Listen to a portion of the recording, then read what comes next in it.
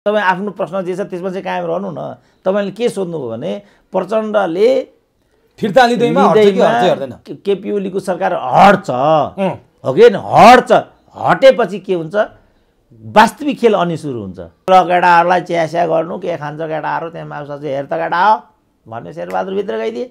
माधव नेपालको केपी ओलीसँग अब सहजीवन सहकार्य सम्भव छैन। कहाँ गएर यो यात्रालाई टुङ्ग्याउँछन् त्यो भन्न सकिँदैन। तर किन मैले विश्लेषक भइरहनु पर्यो, किन मलाई विश्लेषक भन्दा मलाई असजिलो लाग्न थाल्यो क्या आज। जो पनि विश्लेषक गरे आजभोलि, जो पनि विश्लेषक। धुर्मुसलाई नो भन्नु छ भने पनि अब ढिलो भयो क्या। यस्ता फटाहरूले गर्दा जो यति स्वार्थी र चाहिँ पदमुखी हुन्छन् र यति आदर्शको कुरा गर्छन् बाहिर, त्यसपछि खतरा सुरु हुन्छ, रियल खेल त्यसपछि सुरु हुन्छ। रामकुमारले भन्यो नि यो सिस्टम हामीले ल्याएको, यसमा हाम्रो चाहिँ वर्चस्व हुनुपर्छ, हाम्रो हस्ती हुनुपर्छ, त्यसैको लागि ल्याएको हो त यो। मलाई आफै विश्लेषक हुँदा आजभोलि मलाई आफै लाज लाग्न थाल्यो। विश्लेषक कोही पनि विश्लेषक आजभोलि त यही संसदमा केपी ओली तेस्रो पटक प्रधानमन्त्री, अरू त्यसपछि भएन भने पनि त्यसपछि जे आउला त्यसले मध्यावधि ठोकिदेला। तपाईँ के गर्नुहुन्छ? नेपाल टेलिभिजनमा तपाईँ कहिले मेरो अन्तर्वार्ता देख्नु भएको छ त? किन मेरो नेपाल टेलिभिजन अन्तर्वार्ता बज्दैन त? किन कान्तिपुरले मलाई सम्झिँदैन त? किन म चाहिँ नियमित स्तम्भकारबाट किन म बहिकरणमा परेँ? अहिले एउटै मान्छे समस्या हो, त्यो यो देशको नेता हो, एकजना व्यक्ति। No others, no but, no if. Single man is responsible for this, that is the leader of this system. तपाईँलाई फुली कसले थप्ने थाहा छ? तपाईँलाई फुली थप्ने हामी हौँ भनिरहेको छ एसपीलाई। तपाईँले नदिएको कारणले, मैले नदिएको कारणले धुर्मुसको प्रोजेक्ट असफल भयो भने यसको जिम्मेवारी हामीलाई जाँदैन नि, यो त उनीलाई नै जान्छ नि। केही गरी धुर्मुसलाई यो बनाउन नदिने अनि त्यहाँ लगेर भैँसी बाँध्ने कुरा गर्छन् साथीहरू। महन्तजी केपीकोमा त मैले पनि 2 वर्ष धाएँ, अब तपाईँ किन त्यहाँ धाउनुहुन्छ? मै दिन्छु नि भन्ने टाइपको कुरा गरे। अब तपाईँ नै हुनुहोस् न, हामी पीडित मिलेर बनाऊ भनिरहेछ उनले। उनीहरूले अनेक त्यहाँ संयन्त्र खडा गर्छन् र मूल्याङ्कनको विधि बदलेर भए पनि, किनभने राजा जिम्मेवार थियो नि त बिचरो। राजा चाहिँ प्रणालीको रूपमा निरङ्कुशताको प्रतीक भए पनि ल एन्ड अर्डरको, राष्ट्रियताको, जनजीविकाको प्रश्नमा त संवेदनशील हुन्थ्यो नि त। नेपालका बौद्धिक एकदम मजौला, त्यसमा मलाई पनि मुछे उनले, मलाई पनि मजौलामा हाल्दे। म पनि आफूलाई मजौलै ठान्छु। प्रणाली ठिक छ, पात्र खराब भयो। प्रणालीको बारेमा ठिक गलत नभनौँ, प्रणाली ठिक गलतमा डिबेट गर्ने बेला भएको छैन। किन सोही घटकको प्रमुख घटकको रूपले ठुलो दलको रूपमा मेरो प्रधानमन्त्रीमा दाबी छ, मेरो त्यो ठिक भन्नुभयो, त्यो लिएर जान्छन् माथि। राष्ट्रपति चाहिँ कहिले केपीले त्यो पठाउनलाई सदर गर्नुला भनेर कलम लिएर बसेकी हुन्छन् त्यहाँ। मुख छोपेर उनीहरू बैठकमा सहभागी भइराखेका छन् भने तपाईँ हामीलाई मरे तुल्य भएर भयो। उनीहरू जिउँदै छन्, ठान्छन् आफूलाई। यिनीहरू त देशै बेच्न मात्रै बाँकी राख्ने तत्त्व न यिनीहरू त। त्यसलाई बौद्धिक वर्गले पनि आत्मसात गर्थ्यो।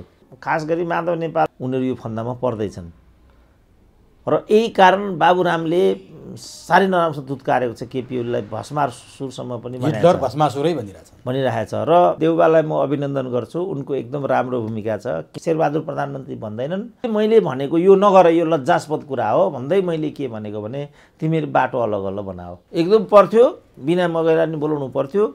तर जैसा कर्म गरेका वैसा फल दिएका भगवान्। डाक्टर साहब तपाईँलाई एभरेस्ट नेपालमा हार्दिक स्वागत छ। ल हस्, धन्यवाद। आज हामी अलिकति राजनीतिलाई चाहिँ खोतल्ने प्रयास गर्नेछौँ र त्यो खोतल्नुभन्दा अगाडि राजनीतिक कर्मीहरूले, नेताहरूले, सरकारले पटक पटक समृद्धि सुखी नेपालीका कुरा गरे, त्यो किन इम्प्लिमेन्टेसन हुन सक्दैन र जनताको नजरमा सधैँ किन सञ्चार माध्यमको हेडलाइन, मुखपत्रमा, फ्रन्टलाइनमा त्यही राजनीतिक कुरा मात्रै समेटिए? किन समेटिएनन् जनताका आवाज? किन समेटिएनन् दिन दुखी र गरिबहरूका, कृषकहरूका आवाजहरू भन्ने विषयमा केन्द्रित भएर बहस गर्ने छ। सबभन्दा पहिला मैले डाक्टर साहबलाई के सोध्न खोजेँ भने जस्तो सञ्चार माध्यममा हामी जनताले पनि राजनीतिक न्युज नै खपत गर्न खोज्ने, मुख्य हेडलाइन त्यही बनोस्, विश्लेषकहरूले त्यही विषयमा बहस गरून्, सञ्चार माध्यमका फ्रन्टलाइनका समाचार त्यही बनुन् भनेर हामीले पनि त्यही खोज्ने। तर जनता, गरिब, आवाजविहीनहरूको आवाज कहिल्यै नबन्ने संस्कृति हाम्रो नेपाली सञ्चार माध्यममा देखियो। त्यसको मूल जरो जड के हो डाक्टर साहब? मैले यहाँबाट सुरु गरेँ। अब राजनीति नै यो हाउ, अब उपभोक्तावादी एउटा भ्रष्टीकरणको शिकार छ क्या राजनीति। सम्पूर्ण नीतिको हेड भनेको चाहिँ राजनीति हो। अनि त्यो राजनीतिको राडारबाट जे देखिन्छ सम्पूर्ण कुरा ती मात्रै समेटिन्छन् त्यहाँ। जस्तो सचिव बनाउनु पऱ्यो भने राजनीति, प्रोफेसर बनाउनु पऱ्यो भने राजनीति, राजदूत बनाउनु पऱ्यो भने राजनीति, राजनीति भन्नाले राजनीतिक दासहरू। संवैधानिक निकायमा पनि त्यही, न्यायपालिका पनि त्यही भएपछि मिडियाको प्रमुख सम्पादक पनि त्यही, संवाददाता पनि त्यही। अनि ती मान्छेहरूको मात्रै समूहले त त्यसैको स्याल यहाँलाई मात्रै प्रतिबिम्बन गर्ने भयो। यो सम्पूर्णतिर ती कुरा मात्रै देखिने र सरोकारवाला र जो पीडित वर्ग हो त्यो पीडित वर्गको प्रतिनिधित्व त नै त्यहाँ हुँदैन। तपाईँले हाउसमा हेर्नुभयो भने तपाईँ कि चाहिँ यो गुन्डागर्दीको डन देख्नुहुन्छ कि चाहिँ उद्यमीको साहु देख्नुहुन्छ त्यहाँ। अब राजनीतिको नाममा जसले यो धन्दा चलाए तिनीहरूको त एउटा समूह त्यहाँ छँदैछ भनेपछि तपाईँले भनेको मान्छे र तपाईँले भनेको वर्गलाई प्रतिनिधित्व गर्ने प्रतिनिधि त्यहाँ पुगेकै छैन भने अनि तपाईँले भन्नुभएको चिज कसरी आउँछ त्यहाँ, कहाँ आउँछ त्यस्तो? अनि सञ्चार माध्यम पनि त्यस्तैको कब्जामा भयो र तिनीहरूले सञ्चालन गरे हुनाले सञ्चार माध्यमले त्यस्ता समाचारहरू स्प्रेड गरे हो डाक्टर साहब। सञ्चारमा पनि हेर्नुहोस् न, सञ्चार मालिक को छ त? अहिले सम्पादकलाई उनीहरूले क्लर्क बनाएर राखेको छ। त्यहाँ एउटा चाहिँ कर्पोरेट मालिक छ। कर्पोरेट मालिक आफै पत्रकार होइन नि त। सञ्चारलाई उसले उद्योगको रूपमा प्रयोग गरेको छ। अहिले हस्पिटलहरूलाई, यो नर्सिङ होमहरूलाई उनीहरूले अहिले चाहिँ विभिन्न किसिमका प्राइभेट हस्पिटल खोलेर लगानीको ठुलो एउटा हब चाहिँ या त शिक्षा बनेको छ, होइन भने स्वास्थ्य बनेको छ। तपाईँ मेडिकल कलेजतिरको कुरा सुनिरहनु भएको छ। तपाईँले भर्खरै एउटा मेडिकल कलेजकै कार्यक्रममा सहभागी भएर आउनुभयो नि, कसले बोलायो तपाईँलाई त्यहाँ थाहा होला। कहाँ पुग्नुभयो त्यो पनि थाहा होला। के खानुभयो त्यो पनि थाहा होला नि त, कि थाहा नहोला? जनताले पनि देखिसक्यो, फेसबुकमा हालिसकेपछि खाएको। अब तपाईँले यहाँ आएर के रिपोर्टिङ गर्नुहुन्छ भन्ने कुरा अनुमानको विषय छ र। उसले तपाईँलाई त्यहाँ तपाईँको आतिथ्यमा जे लगानी गर्यो, तपाईँबाट जे आशा गरेको थियो, तपाईँलाई जे कारणले त्यहाँ बोलाइएको थियो, अब तपाईँले त्यही कुरा यहाँ असुल्नुहुन्छ। अब यो हाम्रो जस्तो अल्पविकसित भनौँ, विकासशील भन्छन् भन्न त, अल्पविकसित मुलुकका सञ्चार, म डाक्टर साहबसँग यो विषयमा किन पनि केन्द्रित भएर कुरा गर्दैछु भने डाक्टर साहबले पत्रकारितामा मास्टर्स गरेकाहरूको थेसिस भाइभामा पनि डाक्टर साहब सरिक भइरहनु भएको हुन्छ उनीहरूलाई सोध्ने विषयमा। सँगसँगै अलिकति सञ्चार माध्यममा डाक्टर साहबका भनाइहरू आम दर्शकले रुचिपूर्वक हेर्ने र सञ्चार माध्यमसँग अरू प्राध्यापक डाक्टरहरूभन्दा डाक्टर सुरेन्द्र केसीको सामिप्यता, घनिष्ठता अलि बढी भएको हुनाले पनि म यो केन्द्रित भएको। यो उदाहरण त डाक्टर साहबले दिइहाल्नु, मलाई आफै पनि उदाहरणको पात्र बनाइदिनु भयो। अब पत्रकार महासङ्घको चुनाव आउँदैछ, यही 25 गते चुनाव छ।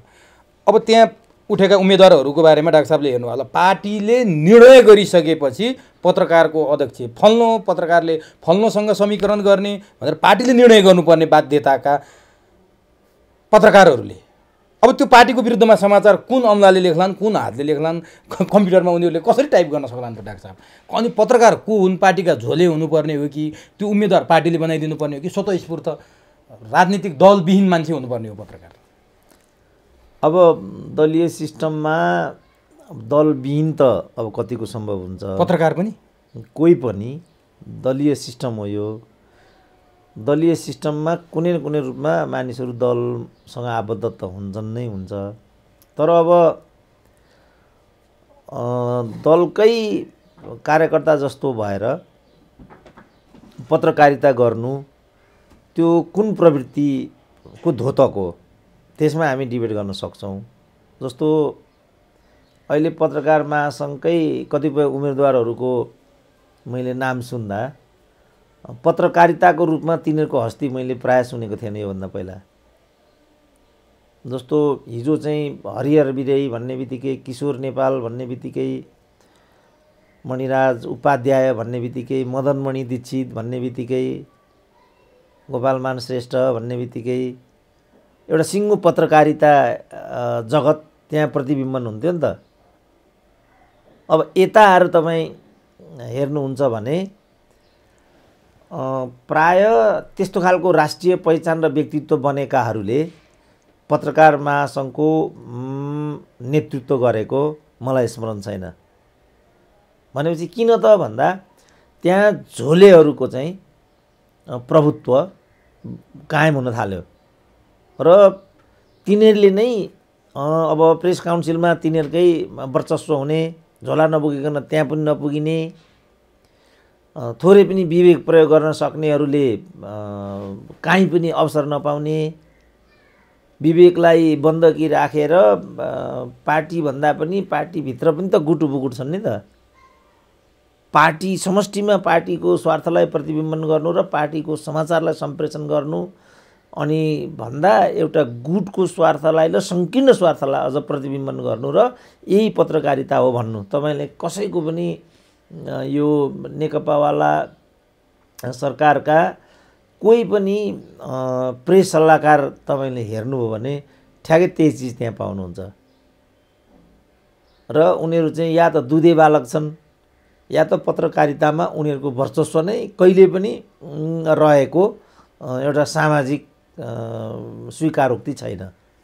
किन त भन्दा जस्तो व्यक्तित्व भएको मानिस, हैसियत भएको मानिस त्यो हैसियतबाट सल्लाहकार हुनु र कुनै नेताको एउटा माउथपिस जस्तो भएर एउटा कारिन्दा जस्तो सल्लाहकार हुनुमा त ठुलो फरक हुन्छ नि त। त्यस कारणले जुन यो पद्धतिलाई नै यिनीहरूले प्रदूषित बनाए त्यसको प्रतिबिम्बन यो क्षेत्रमा देखिएको छ, जसले गर्दाखेरि तिनीहरूको कुनै राष्ट्रिय पहिचान पनि बन्दैन, तिनीहरूको कुनै राष्ट्रिय हैसियत पनि बन्दैन। र अहिले नेपाली समाजको एउटा एकदमै राम्रो पक्ष मैले यसका बीचबाट पनि नेपाली समाजको अत्यन्तै राम्रो एउटा पक्ष मैले के देखेको छु भने त्यस्तो खालको प्रवृत्ति सँग जुझ्ने आशयबाट राज्य पक्षले दुर्त्सान गरेको प्रवृत्तिलाई चाहिँ समाजले प्रोत्साहित गरिदिने र तिनीहरूलाई चाहिँ इग्नोर गरिदिने। जस्तो तपाईँ काहीँ पनि अहिले हेर्नुभयो भने तपाईँ काहीँ पनि त्यस्ता खालका राजकीय पदमा बसेका व्यक्तिहरूको न सम्प्रेषण तपाईँ देख्नुहुन्छ न प्रस्तुति काहीँ देख्नुहुन्छ। तपाईँलाई अहिले मैले चट्ट सोधेँ भने योजना आयोगमा को सदस्यहरू छन्, को छन् भन्नुभयो भनेर तपाईँलाई मैले सोधेँ भने सायद तपाईँलाई पनि त्यो भन्न गाह्रो छैन। पहिला त आइडल थिए, आइडल यस सबैको नाम भ्याक्ट आउँथ्यो, ठ्याक्क आइहाल्थ्यो नि। डाक्टर मोहनमान सैजु भन्ने बित्तिकै, डाक्टर भेकबहादुर थापा भन्ने बित्तिकै, डाक्टर हर्क गुरुङ भन्ने बित्तिकै, पृथ्वीराज लिगल भन्ने बित्तिकै, बद्रीप्रसाद श्रेष्ठ भन्ने बित्तिकै एभ्रिबडी नोज। जबकि म त त्यो क्षेत्रको मान्छे पनि होइन, म त युनिभर्सिटीको प्राध्यापन क्षेत्रको, त्यही पनि राजनीति यो अर्थशास्त्र इत्यादिबाट टाढा अर्कै स्ट्रिमको विद्यार्थी हजुर। त्यति मात्रै हो र डाक्टर साहब, त्रिभुवन विश्वविद्यालयको भिसी को छ भनेर सोध्ने नि अहिले मान्छेले भन्न सक्दैन।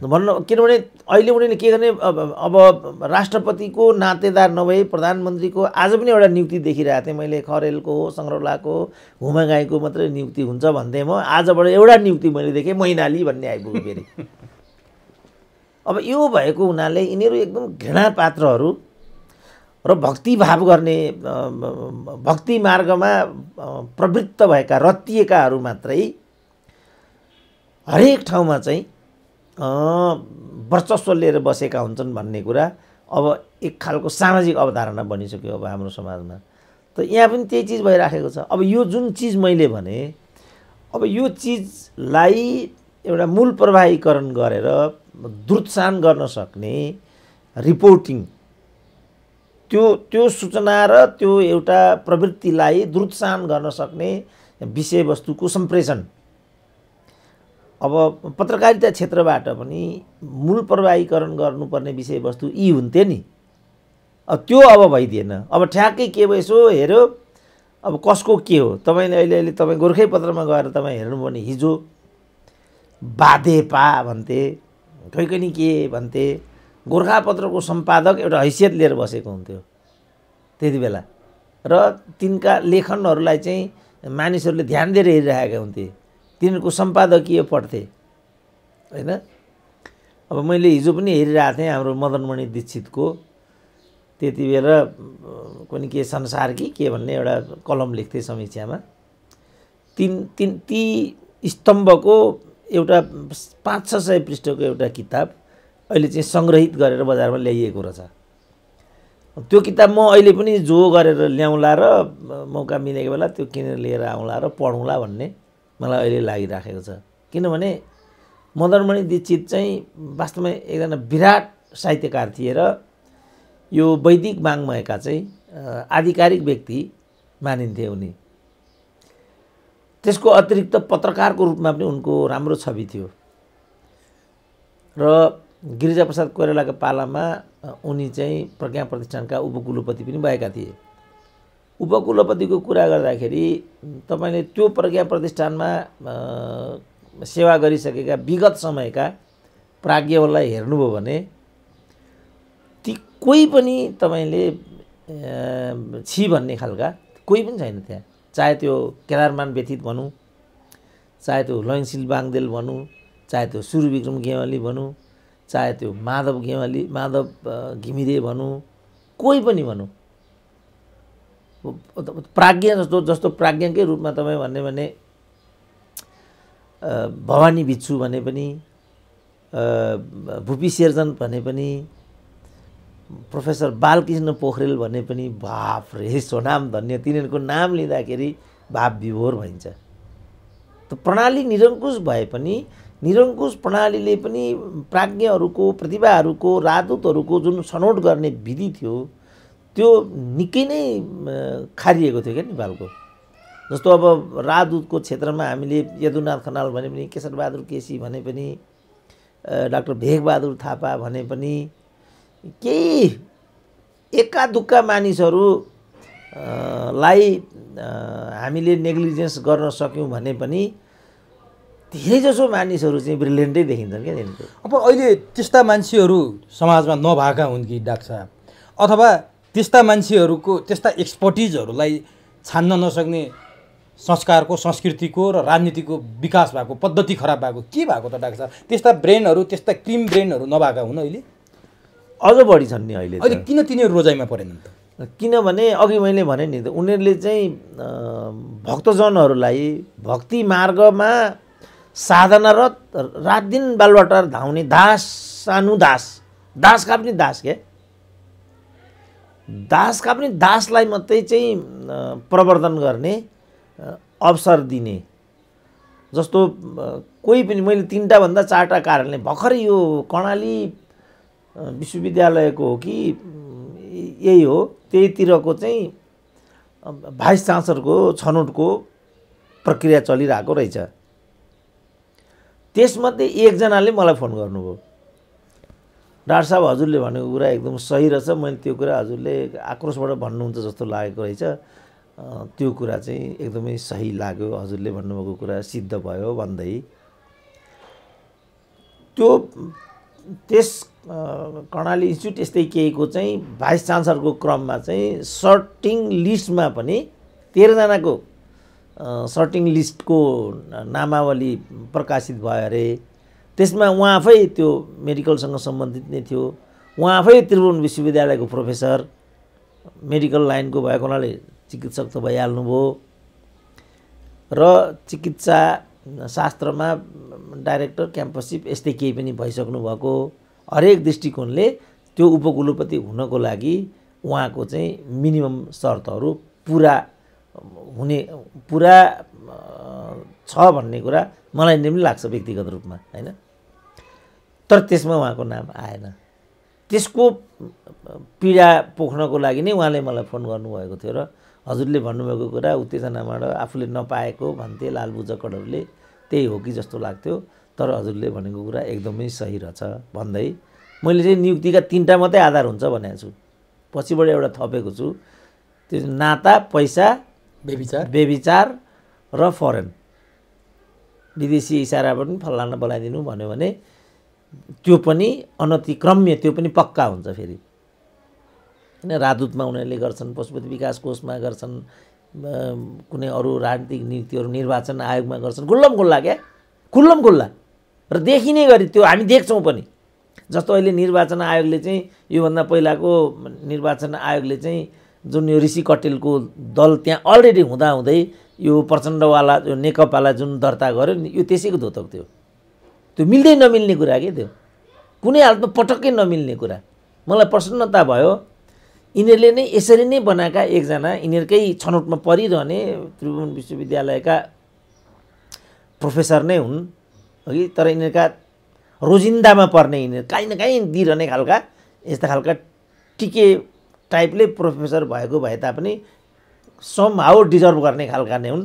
तिनको मैले एउटा लेख पढिराखेको थिएँ, जुन यो निर्वाचन आयोगले जुन बेइमानी गर्यो ऋषि कटेलको हकमा, त्यसको कारणले उत्पन्न भएको यो अहिले नेकपाभित्रको बबन्डर भन्ने कुरालाई इन्डोर्स गर्यो त्यसले। मैले अस्ति यो 5 प्रमुख निर्वाचन आयुक्तहरूको वक्तव्यलाई मैले आउटराइट नो भने किनभने यिनीहरूको यस्ता खालका फटाहरूले गर्दा आजको दिन आएको हो के। त्यो 10 विश्वविद्यालयका भिसीहरू भने, अदालतका 4 प्रधान न्यायाधीशहरू, यो निर्वाचन आयोगका 5 पूर्व प्रमुख जुन यस्ता फटाहरूले गर्दा जो यति स्वार्थी र चाहिँ पदमुखी हुन्छन् र यति आदर्शको कुरा गर्छन् बाहिर, तीमध्ये एउटाको बारेमा मलाई एकजना साथीले भनेको थिए। एउटा कार्यक्रममा म पनि गएको थिएँ। यहाँ त कस्तो हुन्छ नि, यस्ता खालका जो हुन्छन् नि यी भुइँभुट्टाहरू यस्ता साइदुवा हुन्छन् कि एकदम टकटकिन्छन्, चोखो भने जस्तो कुरा गर्छन्। तर एउटा यस्तो खालको हरेक अपराधमा यिनीहरू चाहिँ जोडिएका हुन्छन् क्या। यिनीहरूको यही अपराध जन्य क्रियाकलापले गर्दाखेरि नै यी नेताहरू पनि यति अराजक र छाडा र प्रणालीलाई नै धराप बनाउने स्थिति चाहिँ वास्तवमा यिनीहरूको कारणले पनि बनेको भन्ने सन्दर्भमा यही 5 जना मध्येको एउटा चाहिँ एउटा कार्यक्रममा पुगेका रहेछन् र उनलाई नै हत्तनपत्त बोल्न दिए। अनि बोल्न दिएर बोले। यिनीहरूको बानी के छ भन्ने, फेरि यिनीहरूलाई बोल्नै पर्ने, मञ्चमा जानै पर्ने, बोलिसकेपछि फेरि जुर्को उठेर मेरो यो छ त्यो छ भनेर हिँड्नै पर्ने, यिनीहरूको बानी यो छ। त्यो 5 मध्ये एउटाले त्यस्तै गर्यो त्यहाँ। अनि भरे जो आयोजक अनि गएर बोल्दाखेरि त के बोल्छ, मलाई त अब त्यस्तो बोल्न पनि मन थिएन, तर आयोजकहरूले मलाई 2 शब्द बोल्नको लागि भनिहाल्नुभयो। उहाँहरूको अनुरोधलाई मैले टार्न सकिनँ। मलाई अर्को कार्यक्रममा जानुपर्ने भएको हुनाले 2 शब्द राखेर म यहाँबाट गइहाल्छु। त्यस्तो भन्योहरू बोल्यो, थपकाउन उठ्यो, हिँडी पनि हाल्यो। जो आयोजक थियो भरे त्यो आयोजकले मलाई के भन्यो भनेदेखि, गफ गर्छ बेवकुफ, मञ्चमा राख्ने, वक्ता बनाउने, सुरुमा राख्ने, कमिट नगर्दासम्म आउँदा पनि आउँदैन, यत्रो ठुलो कुरा गर्छ। यस्ता खालको पाखण्ड हुन्छन् क्या यिनीहरू। त तिनले चाहिँ ती प्रोफेसरले त्यहाँ 2टा कुरा त्यहाँ अब मैले भने जस्तो भनौँ भने त फेरि मेरो कुरा भन्छ भनेर पुरपुरा एउटा कुनै के गरा के भन्ने एउटा डकुमेन्ट्री थियो। त्यो डकुमेन्ट्री चाहिँ रसियन कल्चरमा देखाएको थिए, माओवादीको चर्तिकालाई एकदम शिखरमा थियो। त्यो डकुमेन्ट्रीमा मलाई नि बोलाइरहेको थियो। अनि म पनि त्यहाँ पुगेको थिएँ। त्यति बेला यो नेपाल पाक्षिक भन्ने कान्तिपुरको सहप्रकाशनमा तपाईँको स्तम्भ पनि म स्तम्भकार पनि थिएँ त्यति बेला। अनि एउटा सम्पादक गैर दलीय भयो भने कति फरक पर्छ भन्ने दृष्टान्त त्यो पनि छ क्या। किन त्यसको सम्पादक विजय पाण्डे थिए। विजय पाण्डे कुनै पार्टीको झोले त्यो खालको उनको पहिचान त्यो थिएन, छैन पनि होइन। अब उनको एउटा पत्रकारको रूपमा नै उनको भएको हुनाले उनी त्यहाँ हुँदासम्म मलाई त्यहाँ राखेको थिएँ। पछि एउटा झोले त्यसको सम्पादक भएर गयो। फर्स्ट किक नै मलाई हाल्यो क्या त्यसले। त्यहाँबाट आउट भएको बिचरा म फेरि कहिले जोडिन सकिनँ म। यति यो झोलेहरूको यति चाहिँ यो दुष्प्रभाव छ क्या यो मिडिया क्षेत्रमा। अनि त्यो कुनै के जराहरू के भन्ने त्यसको शीर्षक थियो। अनि पछि मैले त्यहीँ कलम लेख्दाखेरि त्यो डकुमेन्ट्री हेर्दाखेरि मलाई मेरै मर्म र भावना, मेरै सिर्जना चाहिँ अभिव्यक्त भए जस्तो लाग्यो भनेर मैले त्यो कलममा लेख्दाखेरि म सुरेन्द्र केसीलाई चुनौती दिन्छु। त्यसमा उहाँको भावना र मर्म के पर्यो यस्तो भनेर प्रतिक्रिया पनि तिनले दिएका थिए, होइन। प्रोफेसरले नै? हजुर, प्रोफेसरले नै दिए कि प्रोफेसर तिनी त्यसका त्यो डकुमेन्ट निर्देशकका जो क्रिएटर थिए तिनले चाहिँ त्यस्तो खालको कुरा, यस्तो खालको चलन छन्। त्यसकारण मैले चाहिँ यो यी प्रोफेसरले भनेको जो मैले यहाँ उदाहरण ल्याइरहेको छु, मेरै जस्तो भने त म भन्दिनँ, किन फेरि त्यसो गरेर। तर उनले त्यहाँ के भने भनेदेखि राइट मेन राइट प्लेस नभएको हुनाले यस्तो भएको छ भन्ने कुरा पनि इन्डोर्स गरे। प्रमुख निर्वाचन आयुक्तहरूले बेइमानी गरेको कुरालाई पनि इन्डोर्स गरे। राइट मेन राइट प्लेस भएन भन्ने कुरालाई पनि इन्डोर्स गरे। किनभने नारायण काजी श्रेष्ठले पनि अस्ति चाहिँ भ्रिकुटी मण्डपको सम्भाषणमा हामीहरू राइट मेन राइट प्लेसको विधिमा जान्छौँ, रिवार्ड एन्ड पनिसमेन्टको विधिमा जान्छौँ भनेर भनिसकेको कुरा अरूहरूले पनि उदाहरणमा ल्याइराखेको छ। मैले सुरुदेखि के भनिरहेको छु भनेदेखि राइट म्यान राइट प्लेस पनि भएन, रिवार्ड एन्ड पनिसमेन्टको व्यवस्था पनि भएन नेपालमा। राम्रो काम गर्नेलाई पुरस्कृत गर्नै पर्छ, नराम्रो काम गर्नेलाई दण्डित गर्नै पर्छ। त्यो भएन भने त डेमोक्रेसीको केही मर्मै भएन नि। बरु चाहिँ जुन निरङ्कुश प्रणाली हो त्यो निरङ्कुश प्रणालीले काहीँ न काहीँ चाहिँ बरु यो चिजलाई मध्यनजर गरेको देखिन्छ। लोकतान्त्रिक प्रणालीमा ती कुराहरू बिल्कुलै निषेध गरेको त उपेक्षा गरेको देखिन्छ। त्यो भएपछि त लोकतन्त्र फल्ने फुल्ने कुरा त हुँदैन। अब लोकतान्त्रिक प्रणालीमा त हामी आफै पनि ती कुराहरू देखेका छौँ, जगजाहेर नै छ डाक्टर साहब। चाहे पत्रकारिताको कुरा होस्, चाहे प्रोफेसरको कुरा होस्, चाहे विभिन्न ठाउँमा नियुक्त भएका एक्सपर्टिजको कुरा होस्, त्यो सबै क्षेत्र छताछुल्लो भइसक्यो। निरङ्कुश शासनकालमा यस्तै किसिमका पत्रकारिता हुन्थे, निरङ्कुश शासनकालमा यस्तै किसिमका प्रोफेसरहरूले आफ्नो अभिव्यक्ति राख्थे। निरङ्कुश शासनकालमा जहाँ जहाँ संवैधानिक नियोगमा नियुक्ति भएका जो नियुक्ति पाएका पात्रहरू थिए तिनीहरूले अहिलेको जस्तै गर्थे अथवा भिन्न थिए डाक्टर साहब? के थियो त्यति बेला? होइन, यस्तो थियो नि त। त्यति बेला कस्तो थियो भने राजनीतिको मैदानमा भूमिगत रूपमा दल र दलका नेताहरू चाहिँ प्रतिबद्ध र समर्पित भई जवाबदेहीपूर्ण तरिकाले लागेका हुन्थे। तिनीहरूको छवि र आचार विचार एकदमै माथि हुन्थ्यो। अनि त्यसले एउटा आचार विचार र नैतिकता चाहिँ निश्चित गर्थ्यो। त्यसलाई बौद्धिक वर्गले पनि आत्मसात गर्थ्यो। भनेपछि दुवै कुरा सन्तुलन थियो, मिलिराखेको थियो। राजनीति दूषित थिएन। राजनीतिक दूषित नभएको हुनाले त्यसले पार्ने प्रभाव पनि प्रदूषित थिएन। राजनीति प्रतिबद्धतातिर, मेहनततिर, समर्पणतिर, जनतातिर, देशतिर फर्केको थियो नि त राजनीति। अब हामी पनि त्यस्तै थियौँ, बौद्धिक पनि त्यस्तै थियो, पत्रकारिता पनि त्यस्तै थियो, सम्पूर्ण चाहिँ त्यस्तै थियो। अब उता राज्यको एउटा जिम्मेवारीमा चाहिँ निरङ्कुश तन्त्र हावी थियो। त्यो निरङ्कुश तन्त्रलाई पनि चुनौती के थियो भनेदेखि अदरवाइज लोकतान्त्रिक शक्ति चाहिँ अगाडि आउन सक्थ्यो र आफ्नो अनौचित्य त्यहाँ देखिन जान्थ्यो। त्यसकारण आफ्नो औचित्यलाई सिद्ध गर्नको लागि त उनीहरूले कमिटेडली सुशासन दिनुपर्थ्यो त्यहाँ। अनि त्यसको सुप्रभाव चाहिँ समाजका सबै निकायहरूमा चाहिँ प्रभावित हुन्थ्यो। त्यसकारण ऊ कस्तो थियो भने राज्यमा भएको तत्त्व चाहिँ जनताप्रति ऊ जवाफदेही थियो। घुसपेस होला, भ्रष्टाचार होला, नियम कानुन तलमाथि होला, त्यस्तो भयो भनेदेखि अनि माथि भन्ने हुन्थ्यो। माथि भन्ने बित्तिकै सिधै दरबारको कुरा हुन्थ्यो त्यो। अनि त्यो माथि भन्ने आइपुग्यो भने त्यसको कुनै खैर हुँदैन थियो। अब अहिले त कोहीसँग कोही डराउँदैन। अहिले माथि भन्ने नहुनु नै हाम्रो अभिशाप भएको हो। होइन, माथि अहिले आफैमा माथि नभएको भन्ने कुरा होइन। माथि के भयो भने माथि आफै दूषित भइदियो।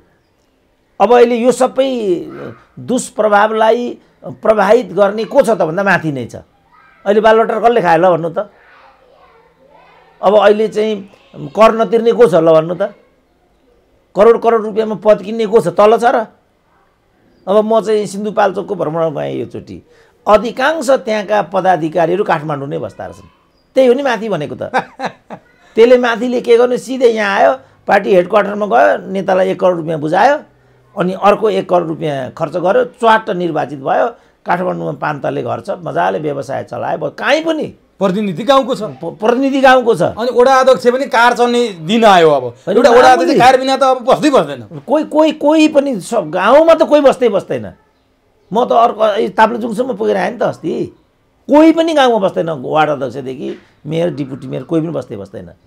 गाडी ऊ के अरे पार्टीको जुन इकाइ हो, नगरपालिकाको अथवा गाउँपालिका के हो, स्थानीय तहको जुन निकायको इकाइको ऊ अगुवा, उसले त्यसको नाममा गाडी किनेको छ, नभए बाइक किनेको छ, केही किनेको। हो डाक्टर साहब, यस्ता कुरा छन् नि, यी व्यथिति विसङ्गति हुन् नि डाक्टर साहब। होइन, हाम्रो लोकतन्त्रका व्यथिति विसङ्गति र लोकतन्त्रलाई कमजोर बनाउने मुख्य तत्त्व तिनै हुन् भनेर डाक्टर साहबले पटक पटक भन्नुहुन्छ। यस्ता विषय सञ्चार माध्यमको प्रमुख समाचार किन बन्दैनन्?